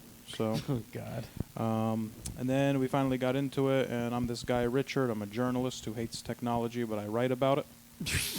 So like every game Sounds like you. journalist. Yeah. Yeah. So, That'll be him later, finishing up writing. the He's waiting to write it. He's waiting to start his meat podcast. the visuals are really like low res and And kinda raw. blocky. It almost looks like a really sharp, like Virtua Fighter. Okay. Give me them Yeah. goddamn sunglasses. So the only part I got to play really was trying to answer questions about my past with a doctor, a weirdo who was trying to figure out what I could remember. Okay. So he was just asking me things, and I had to pick the answers, but I had no idea. They showed me pictures like, who is this woman? And then I could say Jennifer, my wife, or my daughter. What did I miss here? Dave's like dying. So, Josh said he's gonna wait to start his meat podcast, and MJC goes raw. Hey, that's my rap name. Oh boy. Raw. It's also his god name when he goes into the Egyptian Assassin's Creed. Oh. Emra. No, but Raw. raw. God damn it, Andy. Oh, that. There are not No. enough. Those are mine. There are not enough pair of pun glasses in this world for you. No, these are mine. That good one is mine. I'm learning because I'm spending too much time with Andy. Well, yeah, that makes sense. Anyway. Okay, the second one I saw was called Shadow Tactics Blades of the Shogun. Okay. Now, this one was cool because it was like a stealth game, Okay. and it was like an isometric view. But your characters are really tiny because the camera is pulled so way far out. Okay. And you can move it all around the map, kind of like a bird's eye view thingy, and it really gives you all the tools to successfully complete a stealth mission. Okay. The cool thing about it is you Just have like- 5 characters total, and at certain points you have to get all of them to the same area. Jesus Christ. So you can Taking only the throne. control. You take a seat? Oh, sweet. All right. So you can only control one of these characters at a time. He's just not going to record with us. One of the guys is a big samurai who can't climb anything. He can't use a grappling hook. So you kind of have to park him somewhere safe where he won't be discovered while you switch to the ninja. Who can Oh, so You this is climb like have to on a park dwarf him thing, yeah. while you parkour. Son of a bitch. That was brilliant too. All right, so ninja has to go up on the roof, come around, unlock the door for the big samurai guy to get through. Then you can switch back, play however you want. You Okay. can go up to 5 characters that you have to get to the same point, Okay. so it can get pretty zany. And then the third game I played was called Pillars of the Earth. Pillars of the Earth. Yeah. That's a story about us. So yeah, I'm sure it is. So that's based off a smash hit book with over 20 million sold. Anyone heard of this book? Nope. Nope. No. So the developers are German, and the guy tells me that in Germany, Stuff so Pillars funny. of the Earth, the book, is the 3rd best-selling German book ever. And the first 2 are Mein Kampf and... No, the first 2 are the Bible and the Lord of the Rings. Jeez. Those are really similar. Yeah. Yeah, a little bit. So this is kind of like a point-and-click adventure, but Are you seriously gonna you fuck? are Of course. Come on. musical seats. You are. We were playing with an Xbox 360 controller, and that switched it up to being able to walk around the world. Sure. Takes place in 12th century England. You play as 3 main characters. One of them that I saw was Jack. He lives in the woods with his mom, and they kind of hunt and gather. Plays video games. Yeah, well, Started a Twitch stream or Twitch channel a couple days ago, so he should have access to everything, even though he doesn't have a media badge. Beanstalk Jack. Yes. so, Jack and Jill. Yeah, The kind Ripper. of follows the book, and I guess it's The really Ritter. popular, so, but they were given certain liberties by the author. He was all on board. He loved it. Oh, nice. And he kind of gave them, freedom over the story. Changed some scenes around, obviously, to make it work in a video game setting. Sure. And that was it. All right. Okay. Quarter 1, 2018 for those. Oh.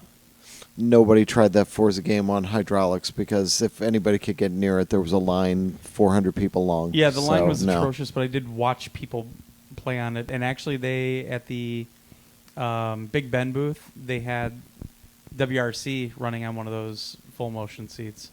But I couldn't get on that either. I had to get to another appointment.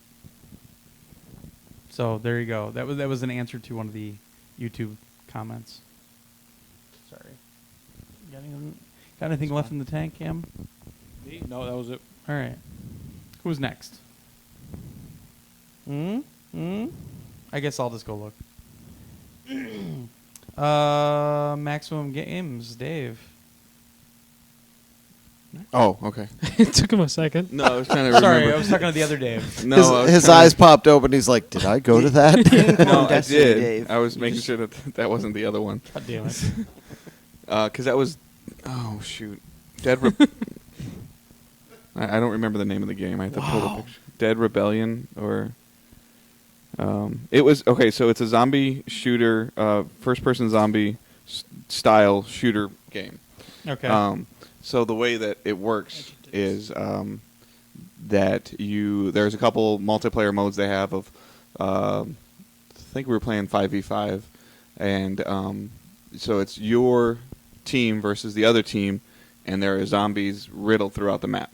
Okay. The difference that this game has is ammo is very scarce, but you get a lot of, I guess I'll just call them like variants, like special abilities, like a grenade ability or a detractor ability or an attractor ability, to where like you can throw a grenade at the ground and it will turn the zombies against the enemy team for you. Okay. You can also do one. There's strategy involved in it where you can throw the attractor down. If there's a cap point that the other team's going to capture, you can throw this down there, and it'll draw the attention of the zombies and attract them all to that area. Okay. Or you can draw them all into one area and throw the grenade down and get a whole bunch of them that are going to be on your team now. So it's always recommended that you use the ammo to kill other human players, because they'll drop like an ammo box, which you can pick up to get more of the variants that they give you. So they had a couple different modes. They had just a generic team deathmatch mode. They had a capture or a King of the Hill mode, and then they also had like an MMO style with like 2 lanes where you had like 2 areas you were defending, and also while trying to capture 2 areas, and then a neutral point showed up as well. Okay. So it was an interesting take on trying to do something different with a shooter. Sure. You could melee the zombies really quick. They were just one-hit kills. There was a couple of classes that had like a bow and arrow or crossbow that if you were really good with the crossbow was a very far-ranged attack that was a one-hit kill if you were good with it. Okay. So, it was fun. It still looks like I feel like it might be something that's just going to have a very niche audience to it. It's still in alpha, but there was I feel like some of the visual cues weren't as good as they could have been or should be. Sure. And that might get fixed, because I had one time a zombie ran right at me, and I just thought it was a regular one, but it was kind of powered up, and it didn't have had the red smoke, but it didn't have enough red smoke coming out of it. Okay. So when you throw when you get a zombie on your team, it glows green on your team and then red for the enemy team. Okay. Shooting mechanic, the shooting felt really good.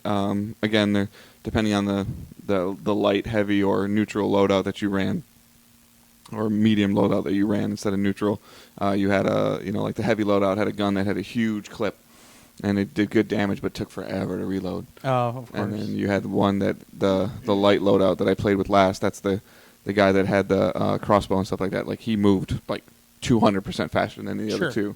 So some of that was a little jarring switching around those. But I mean, I'll bet.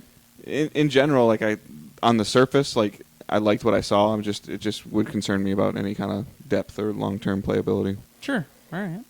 But there's going to be, I know they're shooting for this fall. So it sounds like it's going to be around $40, and there's going to be an open beta in August, I believe. Okay. Cool. Michael, Focus Home Interactive. Oh yeah. So I got to see 2 games there. All right. It was one of those things where I went to see Vampire, but they were like, before we start that, there's a 15-minute demo for another game. Okay. Let me pull up the exact name, because... My game was called Dead Alliance, by the way. I'm sorry. Oh, all right. I think you said that. Oh. Good to be safe. Yeah. Jesus Christ. I feel like I have a zombie sitting next to me. Hopefully he's full, though. Look at him. He's just going to be on your shoulder in a couple minutes. I'm all right That's with okay. that. If he eats brains, you got nothing to worry about. I'm screwed, yeah. Yeah. Damn. No sunglasses for you. Yeah. Go ahead. Okay, I don't know. Plague Tale Innocence? Oh, okay. No. Could you just drop your good I sunglasses? did. Your But light they eye fell sunglasses? down Did my you let legs, them so die? they're fine.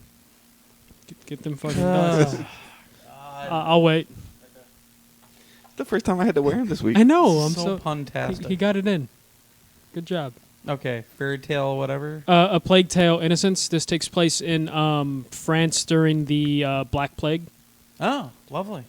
Yeah, it's funny. I was going through their catalog that they had there. They have so many games where there's either the Spanish flu is destroying France or Europe, and Well, I think the I think plague. the Focus Home is actually a European. yeah, they seemed all French. Yeah. And there's a couple games that take place in French. So, Okay. so this one takes place middle-aged France.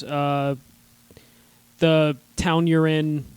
Middle-aged France going through a crisis. Yeah. Wearing a parappa hat and some visor sunglasses.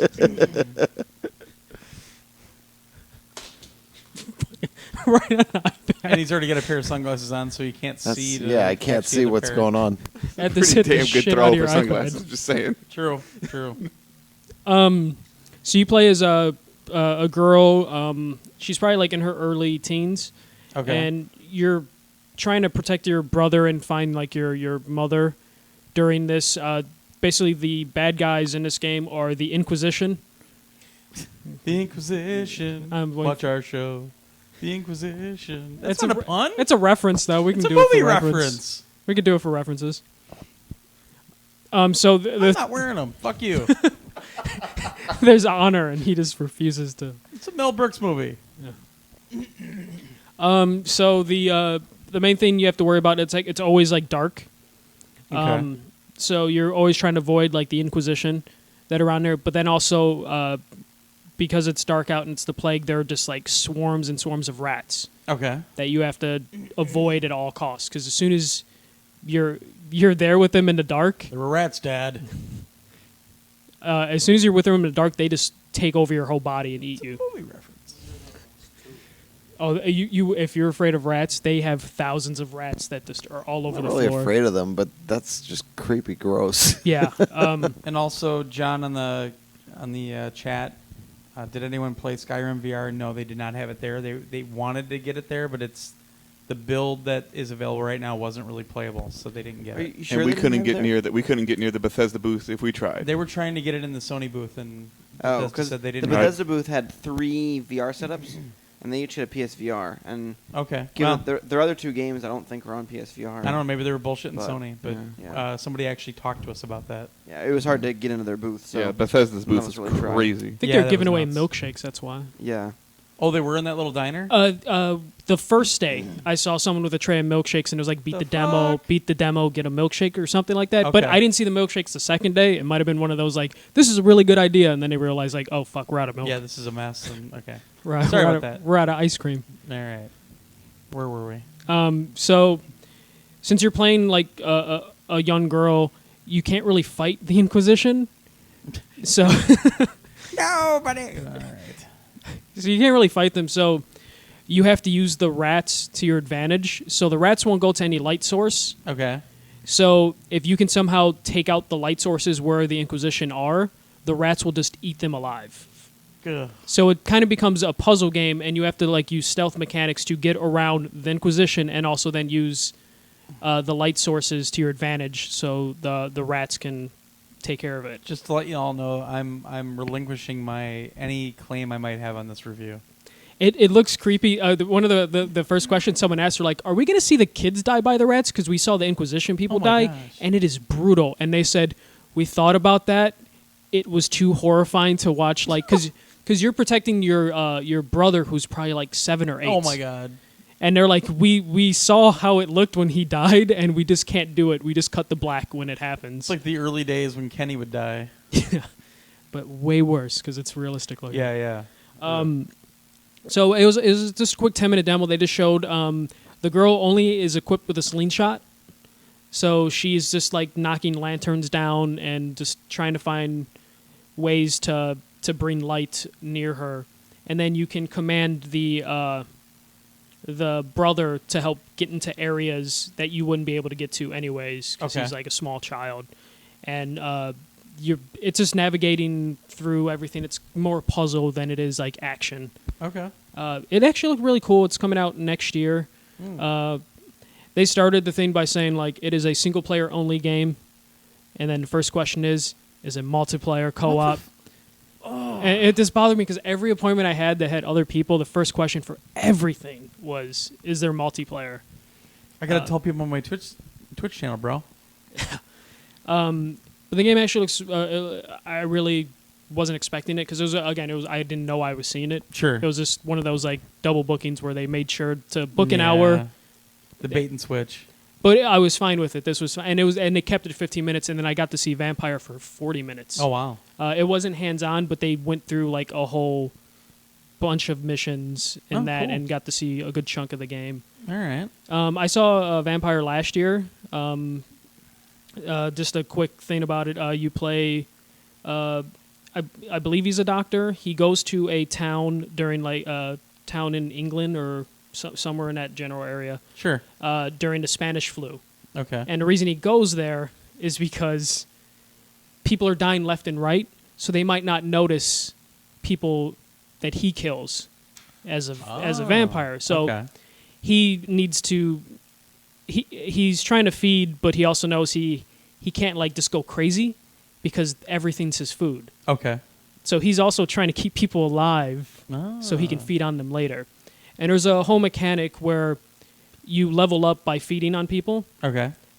but you don't get that much XP if you just feed on people when you're in combat, because there's like vampire hunters running around and stuff like that. Right. And I believe the way they explained it is you're slicing and dicing the vampire hunters. So by the time you kill them, you're not going to get much blood out of them. Yeah.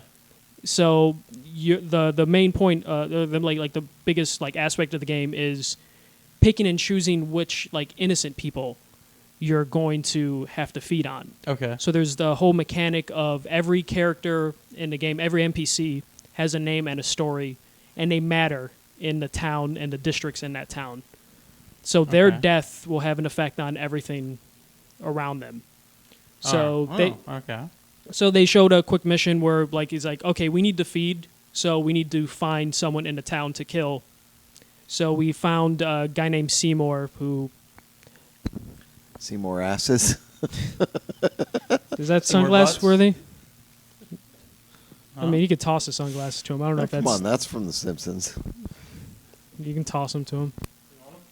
That's a Simpsons. Someone in the chat said someone did a Simpsons reference earlier. I missed it. Johnny's a boy says you clearly don't know what you're talking about. For who? I have no idea. Fuck Johnny. Yeah, F that guy. You suck at Overwatch, Johnny. Oh, shit. Damn. Yeah. Go back to Shots across Destiny. the bow.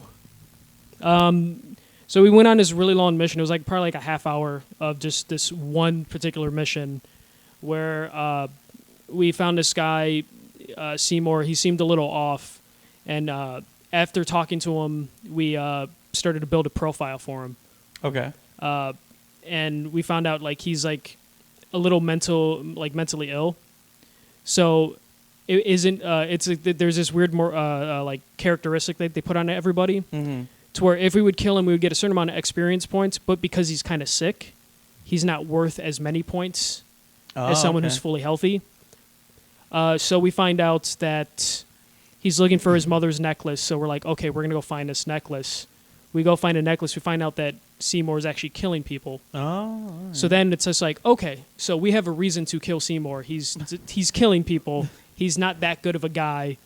But let's look into his story more, because the more you find out about a person, the more XP they're worth when you finally take them out. And then you find out he's got a yellow badge and he's just taking up space. And Yeah. Trying to get in the Activision booth media door. yeah. Or trying to get into the Ubisoft thing and almost getting bricked by, just rocked by I a asked her about 7-foot that today. French guy. I asked her about that today, and she said it was just frightening. Yeah. And that was a tall Frenchman. That was like a little shorter than the biggest Frenchman, Andre the She Giant. said, then he just ran right in, so we had to have all of a sudden this big ass security guard grabbed him and walked him out. Yeah, I think the security guard said like, "I'm gonna call the cops or something else," and it was just like, and then he got backed up like, "Okay, all right." That's awesome. So this went on this whole thing. You find out the guy, he's killing people because he's like mentally ill, and he's just really cold, and his profile even says like he's cold. So you're like, okay, I'm gonna go talk to his mother, which is kind of funny. So you talk to the mother, and she's like, yeah, I know he's killing people, but he's my son. So then it builds up more of the profile. We find out she's really healthy. So then there's a morality of just like she's kind of bad because she's won't turn her son in, even though he's murdering people. Right. And he's like, for the sake of time, we're just gonna kill her. So he kills her, feeds off her, then he gains XP, which then he can use for different abilities and stuff like that. Right. But then we see the cause and effect of that, to where now that guy is more deranged because his mother's dead. And then apparently they were taking care of another, like a homeless man. But now he has nowhere to go, so he's probably going to die. And because she died, the vampire hunters are going to move into that district a little bit more. Sure. And also people are going to move away from that district, which then means there's less people to feed on. And then the economy is going to change in that little district. Okay. Because if there's a shop, there's less people to purchase things in that, in Right. like the shop area, so those prices are going to go up. So you're making the game harder for yourself You're turning into the ghetto because you killed this one woman. Yeah, no, but there's like a bunch of causes and effects by that. All of a sudden, And- payday loan stores and Cricket wireless stores start popping up, and Liquor stores and liquor gun stores and cigarette stores. Yeah. Yep. Churches everywhere. We're just so- describing MJC's neighborhood. So Yeah, no, I live in a nice neighborhood. after he moved in.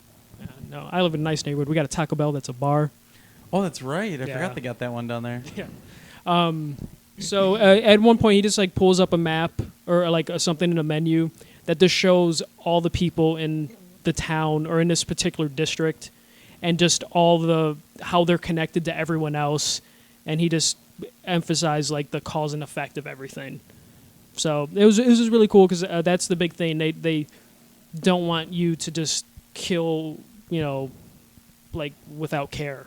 Okay. They're trying to build up like a morality, a right and wrong type of situation, even though you're still, killing people. Right.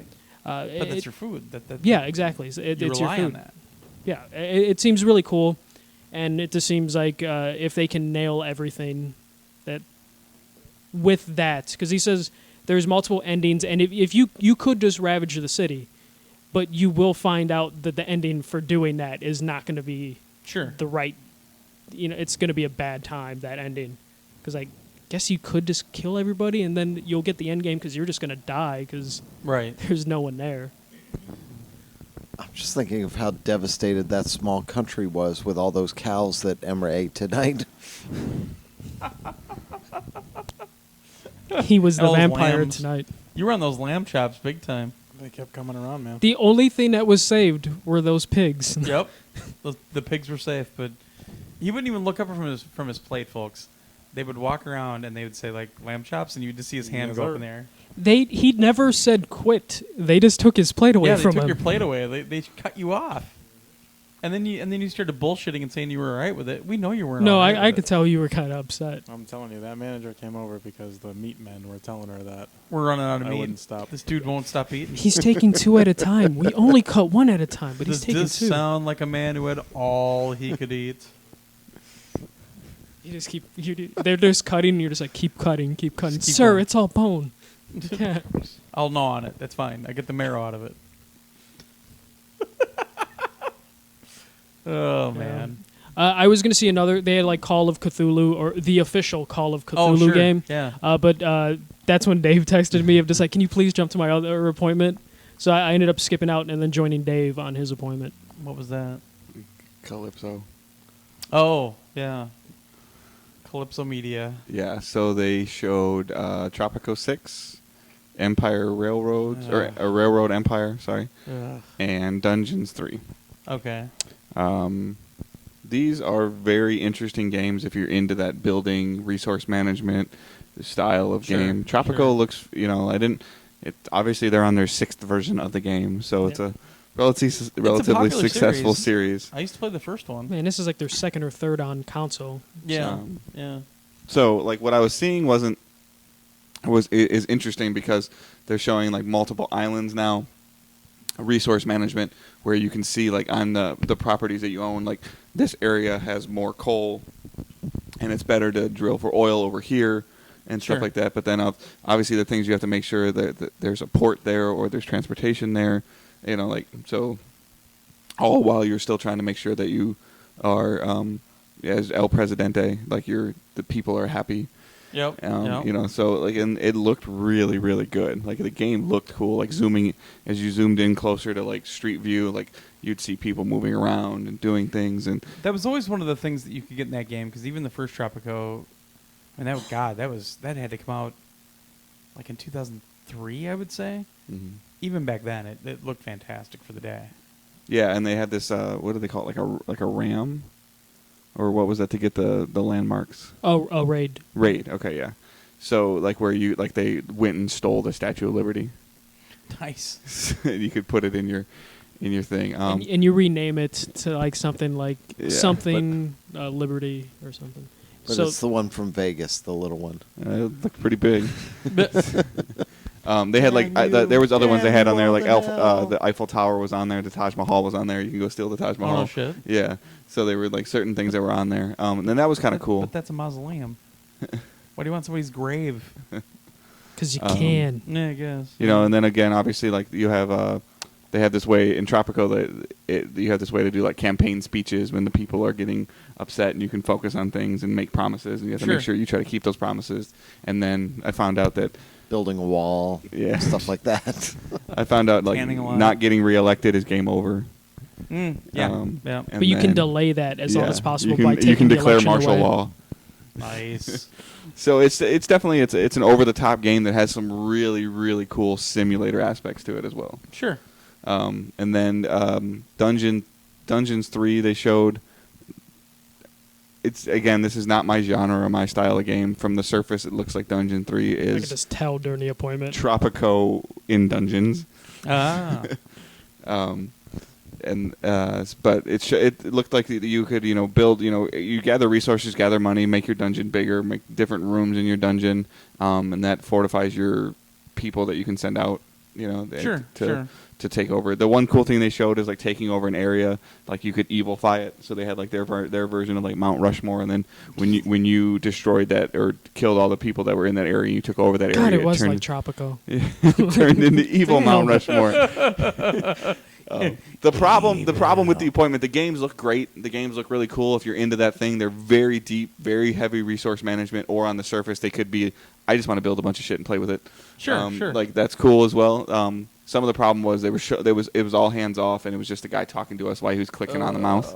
So it was a little, and we were standing. So man. It was just a combination of things that, and I feel like the games are great, and I think that it would be something that anybody would have fun with playing and messing around with. But just watching a presentation like that was just it's got to be boring as hell. Yeah, and each one of them was like 20 minutes like this. So and the cool one was that I thought was cool on the surface, and then again when you look really deep into it, it's like wow, that's a lot of work.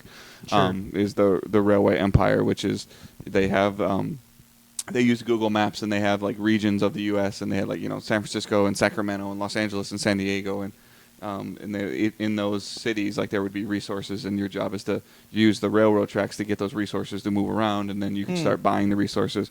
There's a whole stock market system and everything in it. But there also is just again, there's like a free play mode of build the tracks and just. I barely have time in real life to mess with the stock market in real life. No, I don't. Yeah, they showed like how you can do like a hostile takeover where you buy a bunch of stock and meat, and then you're the one that's moving all the meat back and forth. So then you just. And then Emery eats it all and bankrupts you. And so over. Like and again, the graphics just look really cool. Like the trains, again, when you zoom in, like you're hearing the noise of the train moving on the tracks and stuff like that. And you can actually like they showed a view where like it's strictly just for fun, but you could build this track and you could blow a tunnel out and through the Rocky Mountains on its way to Denver or whatever. And you could like they had a camera view of like right off the engine, like to the right of the engine. Oh, that's cool. Like while I was going through. So like that stuff was really cool. They have those like free roam modes or free free for all that you have all the money and all the resources that you want. Nice. So all right. So before all that happened, I was at Ubisoft playing some games.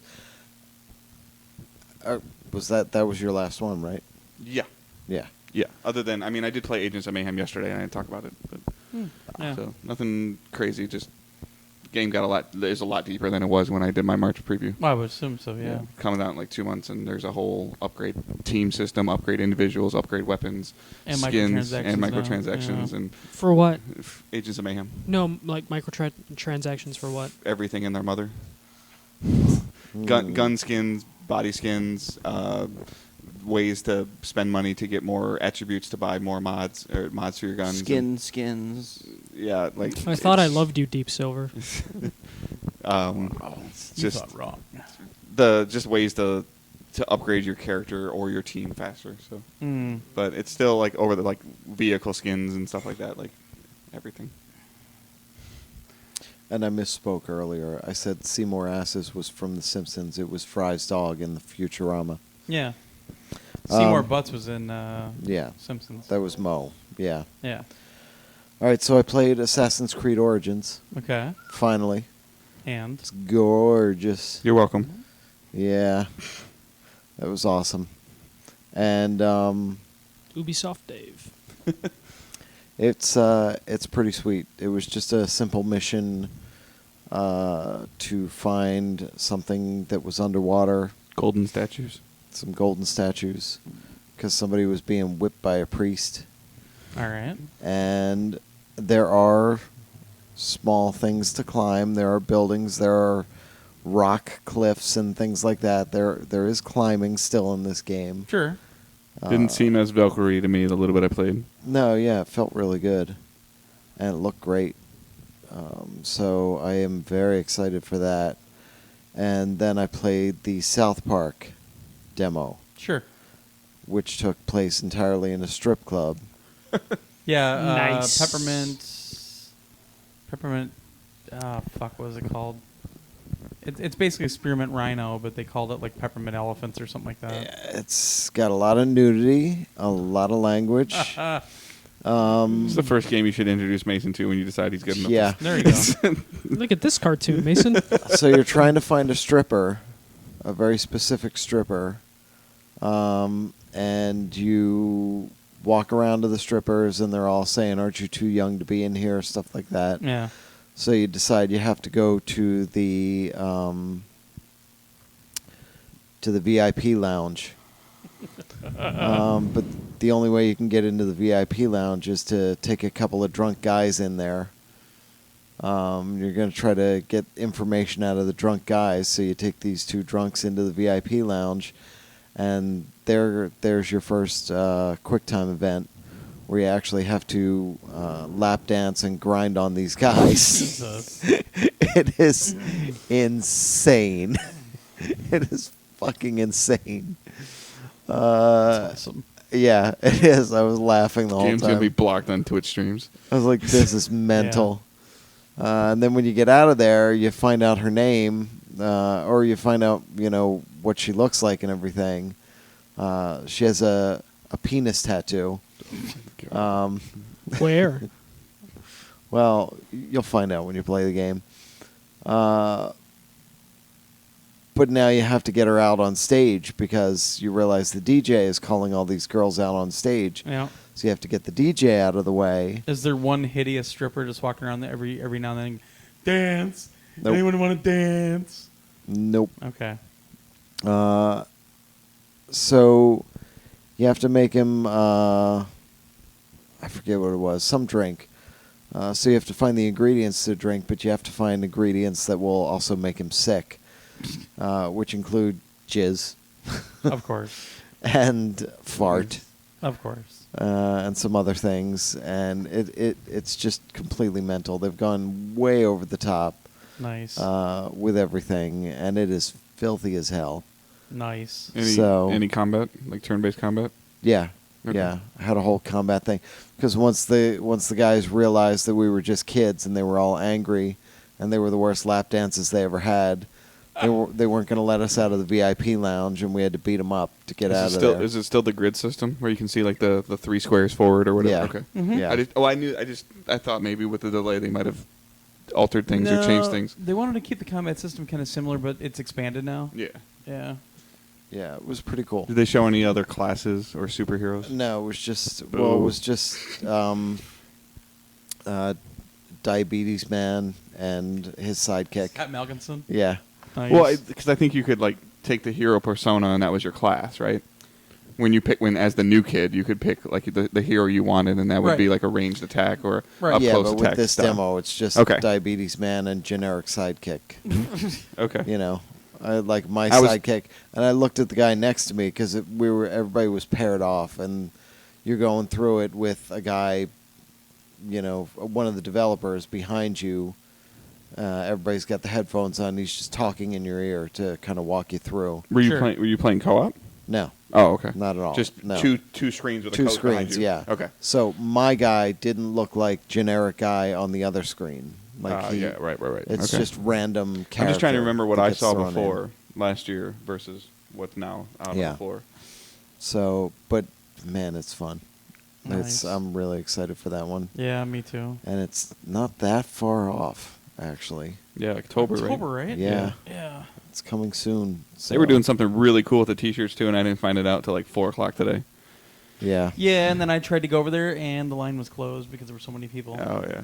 Yeah, I was Yep. kind of upset about that. I wish I would have known that earlier because we And could then I have. tried to get, what's her name, Neelam?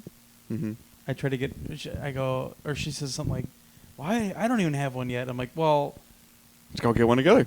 I go, well, you need to walk me over there. And she goes, no, I can't leave here. I'm like, no, but you need to walk me over there as PR. And I was trying to get her out of it, and she's like, I can't go. So and it sounds like the guy that when I went to the little Ubisoft store when I was over by the booth, I was looking. I was like, "Oh, what's going on with this?" And he explained it to me. And you could make your own avatar or your own South Park character, Right. And then you could pick your background, which is like the fractured butthole logo and everything like that, and it'll put the other South Park characters on the T-shirt with you.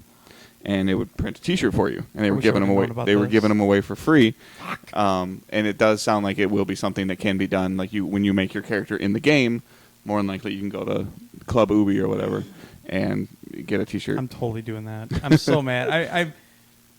I'm such a South Park nerd, and But you have to download Uplay first.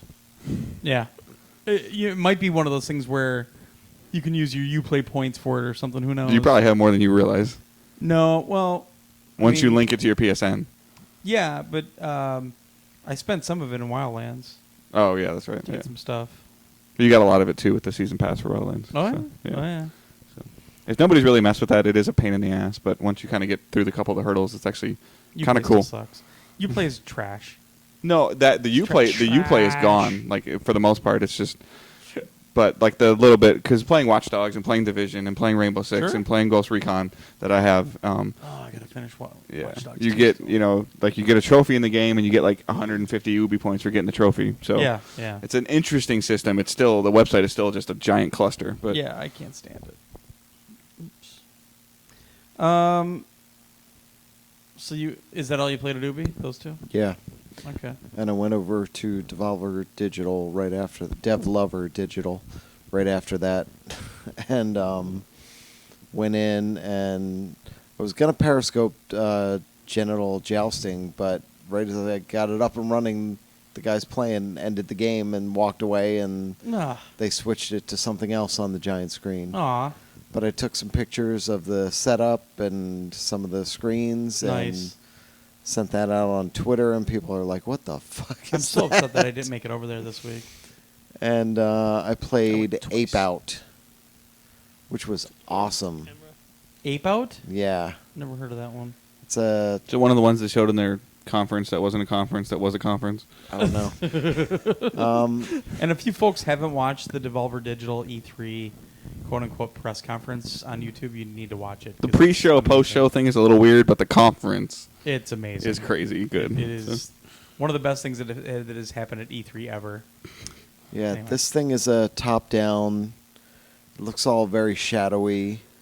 It's very like the world itself is very blue, black. Your ape is like a bright orange, but that's it. It's just one bright orange color, and you can see it as it moves from the top down. And there are these people or things walking around in this maze, and you have one move basically, which is to lunge forward and just blast them into a wall and destroy them. Sure. And you have to make it through that maze and get out without being killed. And when they see you, they'll try to take shots at you, and it's like 2 shots will kill you. So you Jeez. get hit once, and you really, if there's too many of them coming from different angles, you're dead.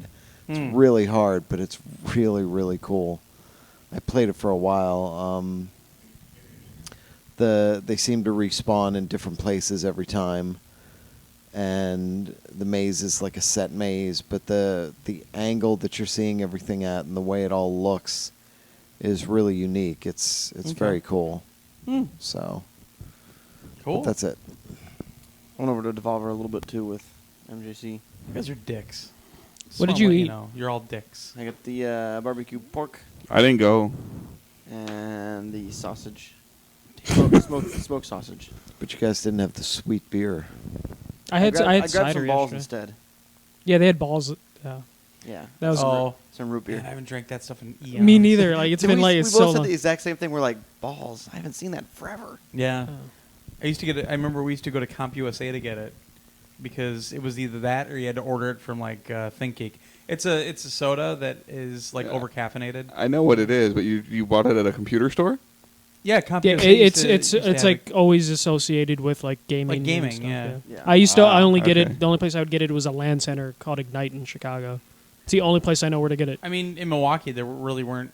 It was CompUSA or nothing for a long time. So, but ordering it from ThinkGeek would take forever, and shipping was ridiculous because it was so heavy. But yeah, that's funny that they had that over there. I've only tried the root beer once. It was actually pretty good.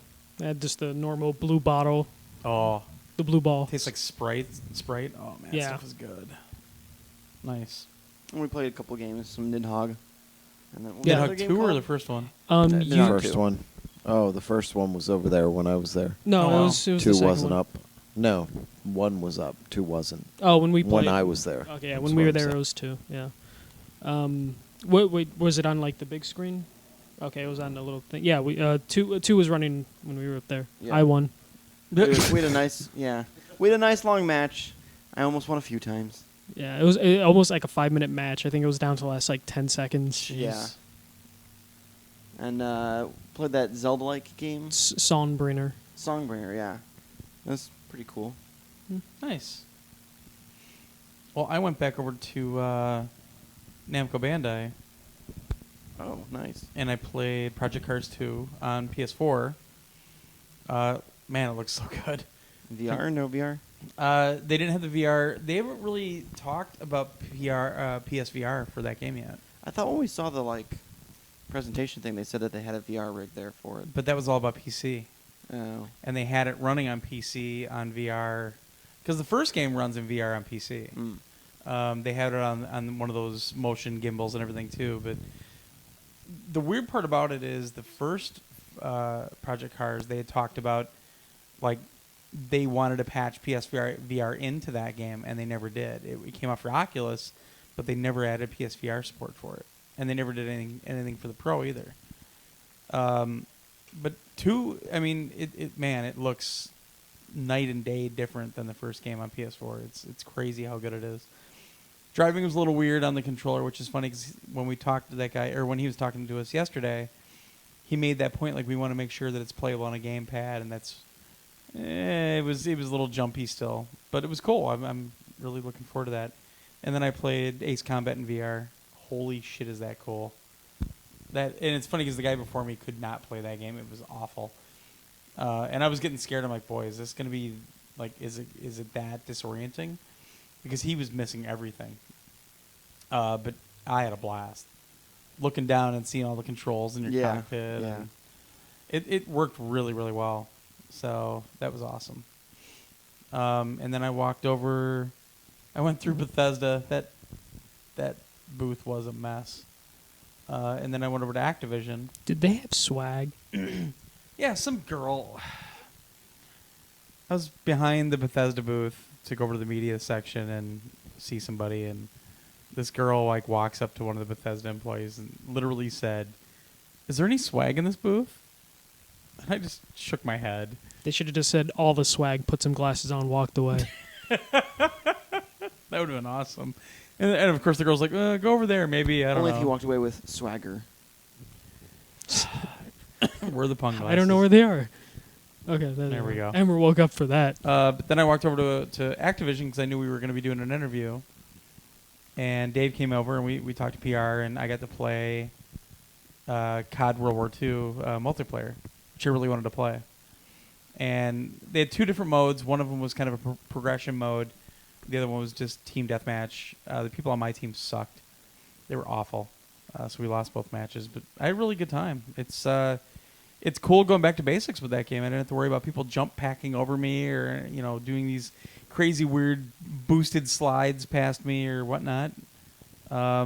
It really did. It felt great and it was fun. So I'm even looking forward to it even more now. And then we did an interview for Destiny 2. We did. Dave did. I shot it. Yeah.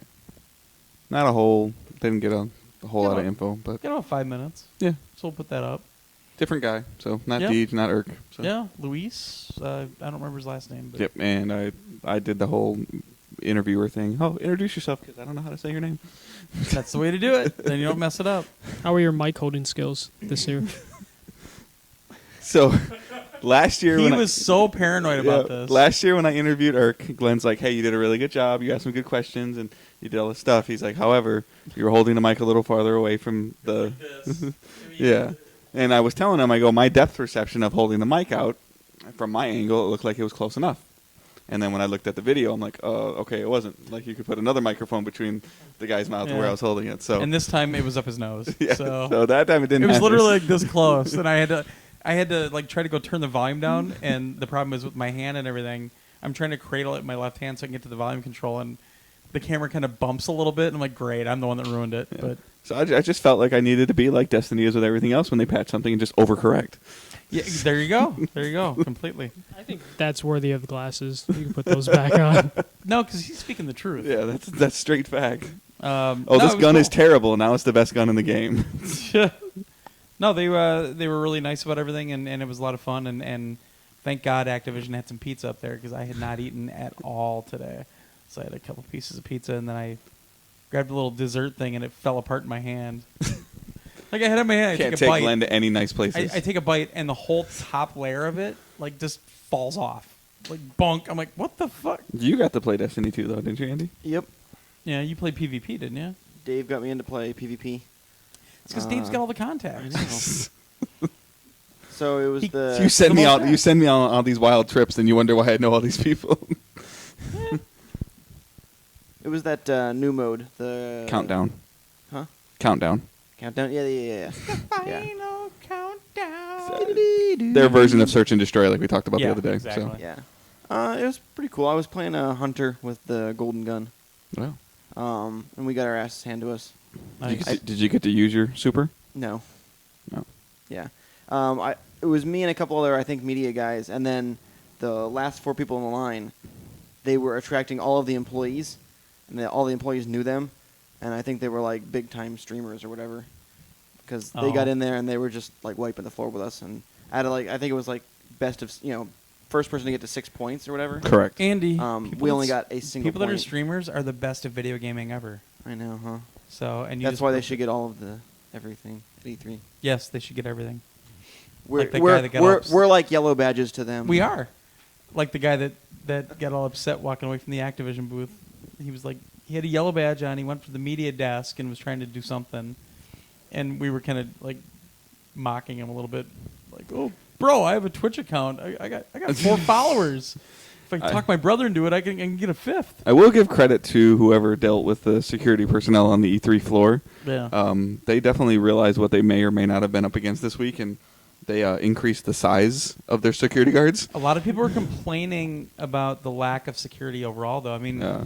apparently some people broke in Monday night and Yeah. stole a bunch of stuff from from Bethesda, I think it was. I don't know who they took it from. but And then apparently there was a big fight outside Nintendo's booth somewhere yesterday. I was more just talking about like the people watching the doors, Oh, or yeah, the guy guard in the media room looked like he could suplex me. Yeah, that dude's big.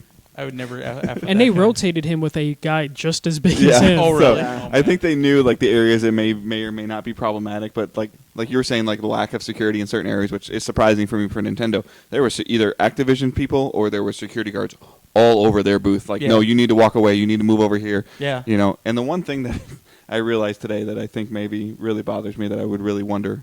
So the PlayStation booth had that trailer screen, like when you walked by it was showing. That was annoying. And what I don't understand though is like, what is the fascination of watching that God of War trailer on that screen, 25 feet away from you, when you can watch it on your phone or at home Yeah, on your they were television? playing all the trailers from It was the from press conference. That's the same shit. You can walk on.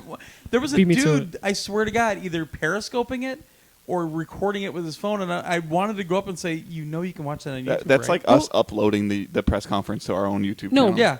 Like, why? But remember when we were in the overflow room and then there were people like live streaming it off their Yeah, phones, and it's yeah. like, dude, we're watching it on a projector, and you're It's being streamed already. You don't. And need for the to- record, like I was really looking forward to hopefully being in that theater experience for Ubisoft's press Yeah. conference. But that room was air conditioned and it was very comfortable. it was very Yeah. comfortable. Yeah. And because they had I saw how cupcakes. small the Ubisoft room was when we walked out, and I'm like, oh, that would have been uncomfortable. Yeah. That theater is really old, And we got cupcakes. and we did. We got those awesome. I got that of those. that red velvet cupcake with the cream cheese frosting on it. But just the Oh in wait, general did I the amount accidentally of have cream cheese for the first time? Yeah. Oh shit! That but was just actually in pretty general good. the amount of stopping and watching that was happening Oh, on the yeah. show floor Oh yeah. was just It's PAX, bro. crazy. Well, and then there was the in front of WB. They had their stage. Yes. Oh, that thing was obnoxious. And that was like, they had a little bit of room for people, but then it kind of bled into the Activision area. Yeah, that was obnoxious. Yeah, I remember when you were on that corner of the booth, and I was up on the booth, and I was like, "Yeah, just walk Yeah. over here." And I'm like, "Where the heck is Andy?" Yeah. He's trying to dodge and weave through all the Yeah, trying to traffic. fight through the crowd. All the people, because they had like people in the full orc, Yeah. like makeup and everything, Yeah. who were Oh, doing God. some That was demonstration on stupid. the stage and like trying to fight through the crowd that are all gaping at the. Most of those stages are just used for people to hang out. Yeah. Because people are actually watching like the IGN and GameSpot stages, but like Engadget had a stage way in the corner that like the Engadget's just doing a show, and there's like three people just like on their phone, just like Sure. knocked out. Oh, look, a chair. Yeah, Oh, look, they- a yeah. bench. And there was a lot of those stage shows. I guess that's what Yeah. they were like hoping to distract the public with. Yeah. Is just like, hey, we'll have an interview up here. The weirdest part for me, or the oddest thing for me, was seeing cosplayers at E3. I mean, you see the booth babes and everything, and the transition that's taken over the last few years. But actually seeing, I think I saw like 4 DVAs today from Oh, Overwatch, Divas or whatever. And This lady. yeah. I saw it. Yeah. I noticed it. I recognized But it. MJC said those aren't real cosplayers. Those are ones that just buy the bodysuits off Overwatch.com. Yeah, they just buy the pajamas. Like those suits suck. They weren't very good. Yeah. He said They that also they- put on the face paint. There's yeah. I saw okay, one with fucking the good face job. Kinda. It was just Yeah. like some lines, Yeah. but Did it was just weird seeing cosplayers at E3. Yeah. For me. Like there were a couple of I people saw dressed up. Hatsune Miku. Oh well, there you go. the hologram saw or the person? The hologram, yeah. I saw Someone stormtroopers. cosplaying As a hologram? Yeah. Okay. I saw Deadpools. I don't know why. Did we I go saw a over dude- everything that we played though? Did everybody? think Oh, we I did. saw. I also popped into the Sony thing and played some stuff, but it was all stuff other people talk about, like that Okay. Spark Oh, throwing game and Bravo. I just wanted to make sure before we went down that rabbit hole. Oh, I went to 505 and played a that's game. right. Yeah. What'd you see in 505? I saw Laser League. right, which um, we've gotten some emails for. Yeah. So this one's like a top-down like sports type game. Right. But it You played a looks sports like game? no, but it's like a sports like. Ah, It okay. looks fucking Yeah. crazy. Yeah, it basically looks like Tron type of world. So you play, it's 2v2 or 3v3. We're playing 2v2. There's like little nodes that are on the field, the play field, Yeah. and when you tap them, it'll turn to your color, which then will like shoot out like this like lasers. Right. And then if those lasers touch your opponents, your opponents die, and it's like best of 3. Right. But the nodes are constantly rotating, and there's all these nodes that pop up in different patterns. So it just becomes a race of hitting as many nodes as possible, so you can have more friendly lasers to Right. kill the enemy. And like we were getting really into it. Just the maps can get crazy when you start. The longer you live, the more nodes there are going to be, and you're just dodging left Sure. and right. Sure. There's like 6 character classes in it, each with their own abilities. Like there's one that can steal the enemy's like lasers, so you can just like flip the color on them. So Okay. if they're like think they have a little protection area where they have all their lasers flying around them, the thief class or whatever it was called can just switch them like that, and then they're just gonna Oh, okay. get killed because like the nodes don't, or the lasers, they don't stay still. They're constantly moving across the map. Right. And it's they kept saying it's like Pac-Man where you can go up and then pop up at the bottom, or you can go sides. Oh, okay. So you're just constantly running around. It gets really frantic playing that. It was fun. We played it for probably like 20 minutes. We were just like rotating people in.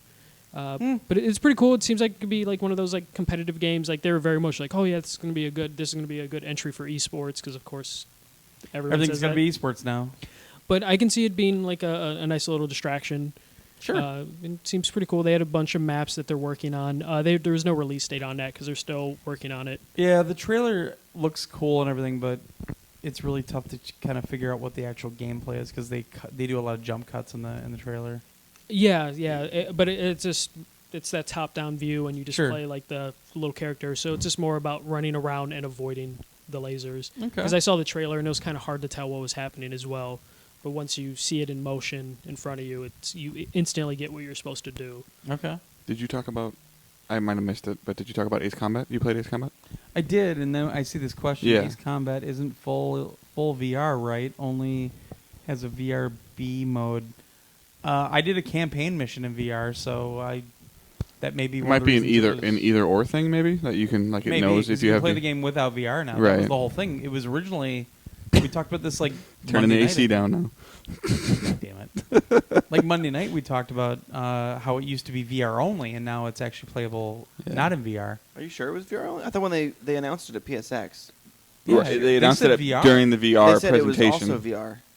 I thought they. I thought they said it was VR only back then. Mm, But no, as Yeah. far as I mean, I don't know. We don't have all the details, but I Yeah. played a campaign mission in VR. yeah, So I guess I should have asked when I was there. Like, is everything VR? Is it only certain missions? But it was forgot. it was weird because I actually had a producer there too, but I just never really thought to ask that. And then he's asking about chatter about aim controller. Bravo team uses the aim controller. Bravo Team uses it. There was another game there too, but I can't remember what the hell it was called. But it sounds like they've got a lot of interest in the aim controller. I think he asked something the other day. We never got to it. Apparently, like, is the only way that you can get the aim controller right now is with Farpoint? Right now, yes, but they're going to release it separately. From what it sounds, I talked to Seth Luisi actually, and he said that everything they made sold out because they didn't know how it was going to sell. But it's sold out, and they're manufacturing more right now. Because Yeah. he's even like, nobody can buy it right now. It sucks. Yeah, I think I even saw that on Reddit. There's a It was like people were delisted looking or for something. the Farpoint bundles, and like they're really hard to find. Yeah, they ran out basically. I should sell mine because I have two. Because I'm an idiot. You're hogging them. I am. I'm hogging them You're all. not sharing with. That was Hoarding 'em. one of those was supposed to go to a reviewer. No, one of those. Yeah, one of them was I the know, I review bought copy one, that though. was going to go to me, I know. I bought one. and then I said give it to somebody else. Right, and then by the time that all happened, I just decided I'd handle it, but then I didn't get it written because Ray wrote it. No, nobody wrote it. I thought Ray wrote one. Oh, all right. You said you were going to do it, so nobody wrote it up. Well, but I ordered one. I didn't cancel it, so I have another one at home. And then I made Andy buy one when I told him it was in Yeah, stock. no, you're- He got mad at me. Yeah. You're a dick. I was fake mad. Yeah. Thanks, Dave. I really needed that, but I didn't want it today. Yeah. So, Can I just give you the shrug emoji right now? It's going to set me off the deep end.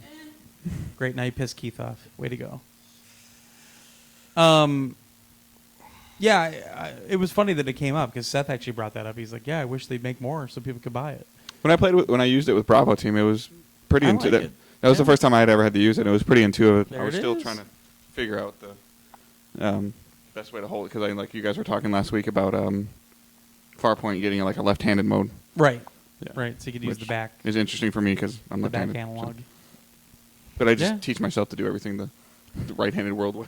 Jeez. Do you guys think they will? Jeez, John, you're eating up all our time here.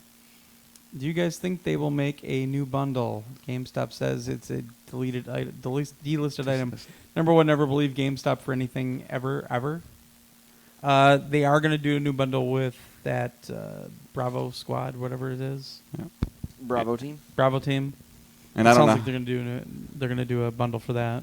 Speaking from a retail standpoint, delisted for them could be not to be ordered at the moment because there isn't any to order. Right. So it can also anything that's been delisted can be reactivated. Usually, Yeah. Yeah. I don't think was it ever sold separately. It was planned to be, but they But I mean, I got don't to think it was because ever they sold ran separately out. live. Yeah, so but it is. They said that they're planning on selling that thing separately. right. So yeah. So they can go dual wielding on something, and maybe at some point, I don't know. That would be cumbersome. Impossible. It wouldn't be impossible, but it'd be cumbersome. How would you move? Don't you have an analog stick at the front? They need to sell it separately because Yeah. you can't bundle every single Right. game that comes out that uses it. It would just that'd be brutal because if I bought it with Farpoint or I bought it with the other game, Well, could then every single can you time I have to Farpoint buy it without it? Yeah, you can buy it Yeah. digitally. Okay. Well, because you can play it without it too. Okay. Yeah, you can play with Yeah. with the DualShock. Just asking. I don't have a VR, so No, you should buy one. I'll get on that. Come on, Andy, tell him to buy one. You should buy one. There we go. I did see some more things this week that, and like I said, when I remember doing the review with you, I was like, okay, this is really cool tech. Yeah. It works. It's very interesting. There's nothing there for me right now, but I'm starting to see more and more stuff He's that. all about that Final Fantasy fishing Yeah, minigame. absolutely. No, I'm just And- waiting for Destiny 2 in VR. Oh, I gotta buy one, Angela. Nah, And no, John, we don't need the content. We need to go to bed. Oh shit. Hey, stuff. why are you? I don't even want to ask why he's. Yeah. Yeah, I think it. Anybody else see anything that we didn't talk about? Besides platefuls of meat. Nope, I didn't see anything else. All right, Dave. No, not that I can think of. All right, Andrew. Ooh. Nope. Let it die, boy. No, I'm good. All right, Josh. I did Call of Duty multiplayer. I did great in the first round. I sucked ass in the second round. All right then. That's it. And it looks gorgeous. It does. And it it's does, fun. It really does. Do we want to do maybe best we saw this week? No, I want to go to bed. Take 2 minutes. All right. So best we saw this week. I can't even think of what I saw that was Of course you best. can't. Mike, anything that stood out? Outreach definitely was pretty interesting. That was Okay. the Cosmonaut one. And I'd probably say that the Plague game, Plague Tale. Okay. Those are probably two things that I'm gonna definitely try and follow till they release. Okay. Andy? I'd say either Metronomicon, that Okay. RPG rhythm game. That's pretty sweet. I gotta watch a trailer for that. Yeah. Or the Dragon Ball fighting game. Oh my god. Those were both pretty high up there for me. I watched a couple matches today. That was nuts. Yeah. Not Dissidia? It was good. I mean, I only got that very brief chance to play it during right before the PlayStation press conference. Oh, okay. And it's definitely one that's on my list. That and Ni no Kuni are both. It's not like I'm not going to play these other games, but out of the, especially for stuff that was kind of like surprise Right. going in. I mean, I'd heard of Yeah. DBZ Fighters was announced a few days before E3, Right. and then Metronomicon I think came out last year on PC. But Right. both of them were games that I before playing them this week. I was not as much on my radar. Just more got reassured this week. Yeah, Yeah. Yeah. they jumped the most. Nice. Dave? And I played Sonic, and it was awesome.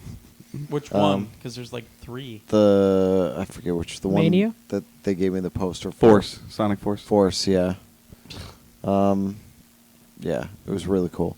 The Impatient was They awesome. fun about Yeah. that, but So I'd have there. to force it. I'm gonna get. I just really like that. It's gonna sound bad because I did almost the same thing last year, but I just love the worlds that Ubisoft is building, and Skull and Bones really surprised me, and what I saw and what I got to play. The rumored was oh, it's just gonna be more naval combat from Assassin's Creed, Sure. and that is not that. The rumor was all an assumption, as usual. Yeah, so that is looks to be very deep, something that could be a blast with 4 or 5 people, and Ubisoft had a very, Yeah. in my opinion, one of the strongest Just showings out of any company. the worlds that they're building lately are worlds and areas that I want to play Yeah. in and be that Indian Sea looks amazing. It does. It looks and, awesome. I know I gave it to Ghost Recon last year, and I don't feel like that disappointed anybody. So, No, that was a good game. but that Still is. Skull and Bones just looked really cool, and it just looks like a ton of fun. Cool. Anything that stood out for you? I'm copping out. I'm gonna say Spider-Man. Hey, it's But, one of my top. It took God of War off my number one spot for my most anticipated list. Knocked it down to 2 with that awesome. I think there's always the concern, when another company's working on another licensed game. Well, And I know Insomniac is very, very, very, very good. but you know what? I do have doubts pop into my head about Insomniac because of Sunset. Right. Sunset. Is it going to be a repetitive Overdrive. Spider-Man game? Overdrive. Fuse. Well, and Sunset Overdrive. Fuse, yeah, they did. They went through a valley there for a little bit. Yeah, definitely. And those were caused by, reportedly, meddling by the publisher. And you'd think that a licensed game like this, with Disney/Marvel overseeing it and Sony overseeing it, there could be a lot of meddling that would.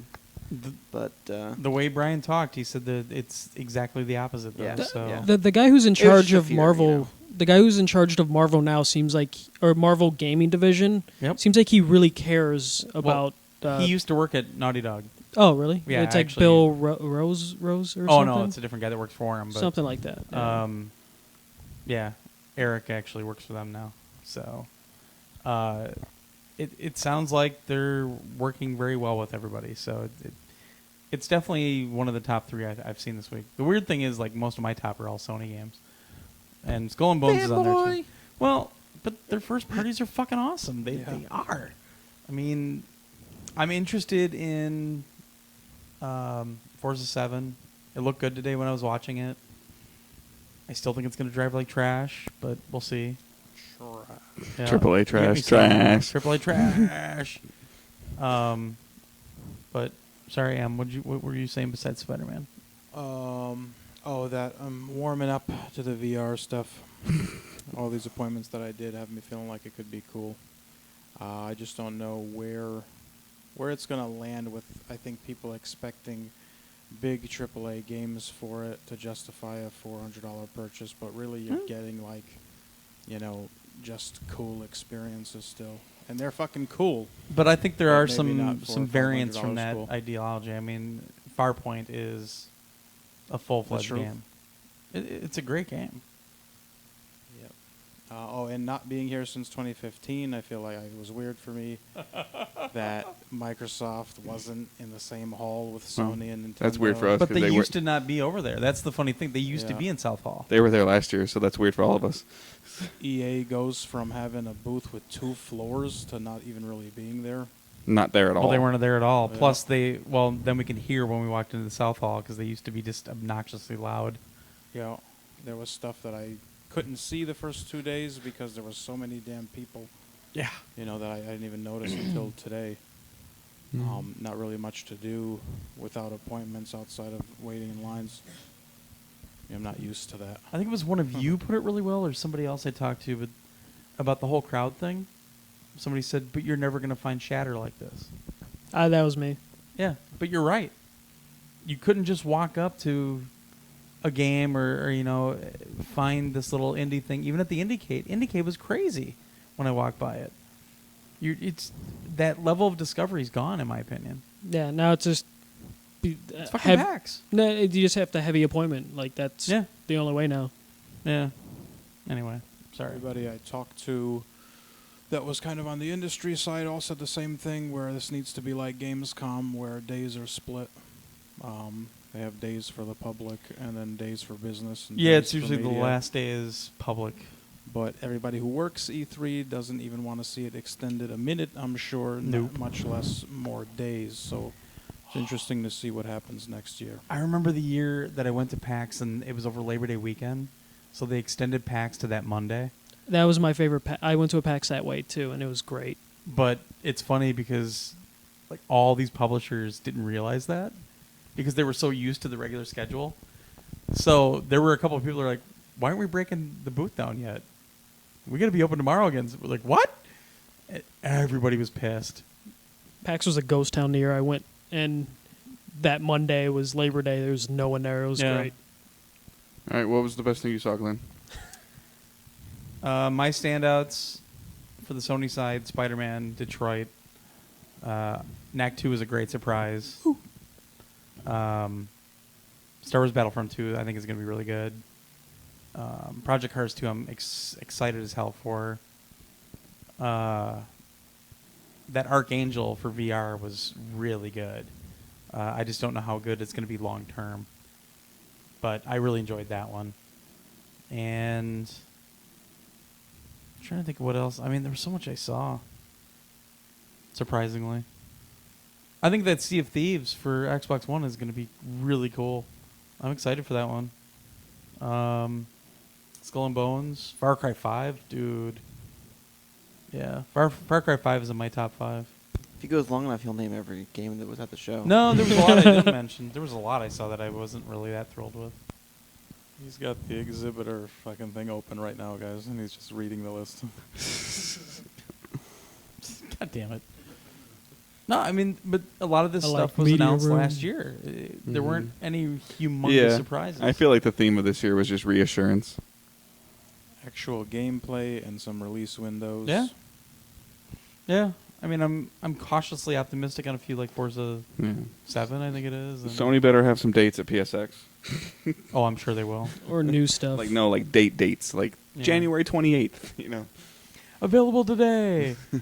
All of you here are missing out on it because you're here. So no, Oh God! If they say like Spider-Man's out today, the whole panel would just like, or the whole crowd would just like run out. Yeah, exactly. No, I you know, it is what it is with the crowds, and I wasn't very happy with it. I really, it really bothered me. They say 68,000 people. 68,000 people last year was what 51,000. Jesus Christ. Yeah. I don't know. We'll have to discuss that, but I saw some really cool stuff, and I'm glad we all made it, and I'm glad we all got to do what we got to do. So, any other parting words, or is Josh just asleep behind the sunglasses? Well, all right. Okay, He's then. ready for bed. He's got the early flight, and we all get to go with. Yeah, we all get to get up early because someone had to leave early. It's Jo- all right. Josh It doesn't was wanna that be or a woke. red eye, so that's the only choice he had. Yeah. So- I got flipped off, by the way, folks. Josh doesn't want to be woke right now. Touch him on the shoulder, then he will be. I'll give you. I'll give you $1 if you sleep like that. Jeez. All right, folks. Apologies for not getting the podcast from last night posted yet. It ain't going to go up tonight either, I don't That's a think. train wreck, anyways. Well, I need to get the audio posted, but that'll get done by the end of this weekend for sure. Like the audio from this one. So thanks for watching on YouTube. We'll see if that was a success or not. Seems like people are liking it, so I haven't Yeah, really it's definitely read the time to stop. comments Even the light's telling us to Damn, stop. the light sight's just like, yet. shut The up, camera, guys. the battery's finally dying on that. Wow. Please It's stop. flashing the lights like, go home. Yeah, so we're out of here tomorrow. We'll talk to y'all again in a week. Next week we won't release a podcast, obviously, because of all this. Have fun with your 15 hours to catch up. Yeah. Look Or out at for this point in the- time, No, you're- remember last year we had like a 4-hour night? Yeah. Oh yeah, yeah. Fucking At this point in time, if you're hearing this and you're caught up, then it's probably Yeah, August or Labor Day. Have a great Labor Day holiday. Yeah, exactly. We'll talk to you in June or in September. So Be on the lookout for the new side quest podcast, M Raw. And raw. I'm raw. It's all about the meat. Yeah. Thanks to everybody for listening. Thanks to everybody for watching. Thanks for everybody's support and comments and stuff and junk. And thanks to Sony for showing us all the love. Ubisoft for showing us all the love. Activision, everybody. It was a lot of fun. We had a lot of crap to deal with those crowds, but it was still a lot of fun. So thanks much. Talk to you soon, folks. Get out and Goodbye. play some games. Have a good one. At First MJC on Twitter. God damn it. Cutting that out. Josh Bye. Well, you guys gotta remember, he can't just go to bed. He's got to take all the makeup off. He's got to get the wig on the head, on the dummy head. Hey, I'm the one that needs the wig. You need the wig, But he has it. and he has Oh, to pack. we all have to pack. Or are you Pack it packing up, for all of pack it us? Bye, folks. He's pissy. Aw. We're still live on the YouTube. I know. It's just video though. So he wants to tear down. Yeah, everyone watches it here now. Nobody can hear us, but It's luggage Lego. Just keep the show going. no, it's I know. Just take the damn hand. So this Sunday is the Money in the Bank pay-per-view. Shinsuke Nakamura is going to be in a ladder match. That's going to be good.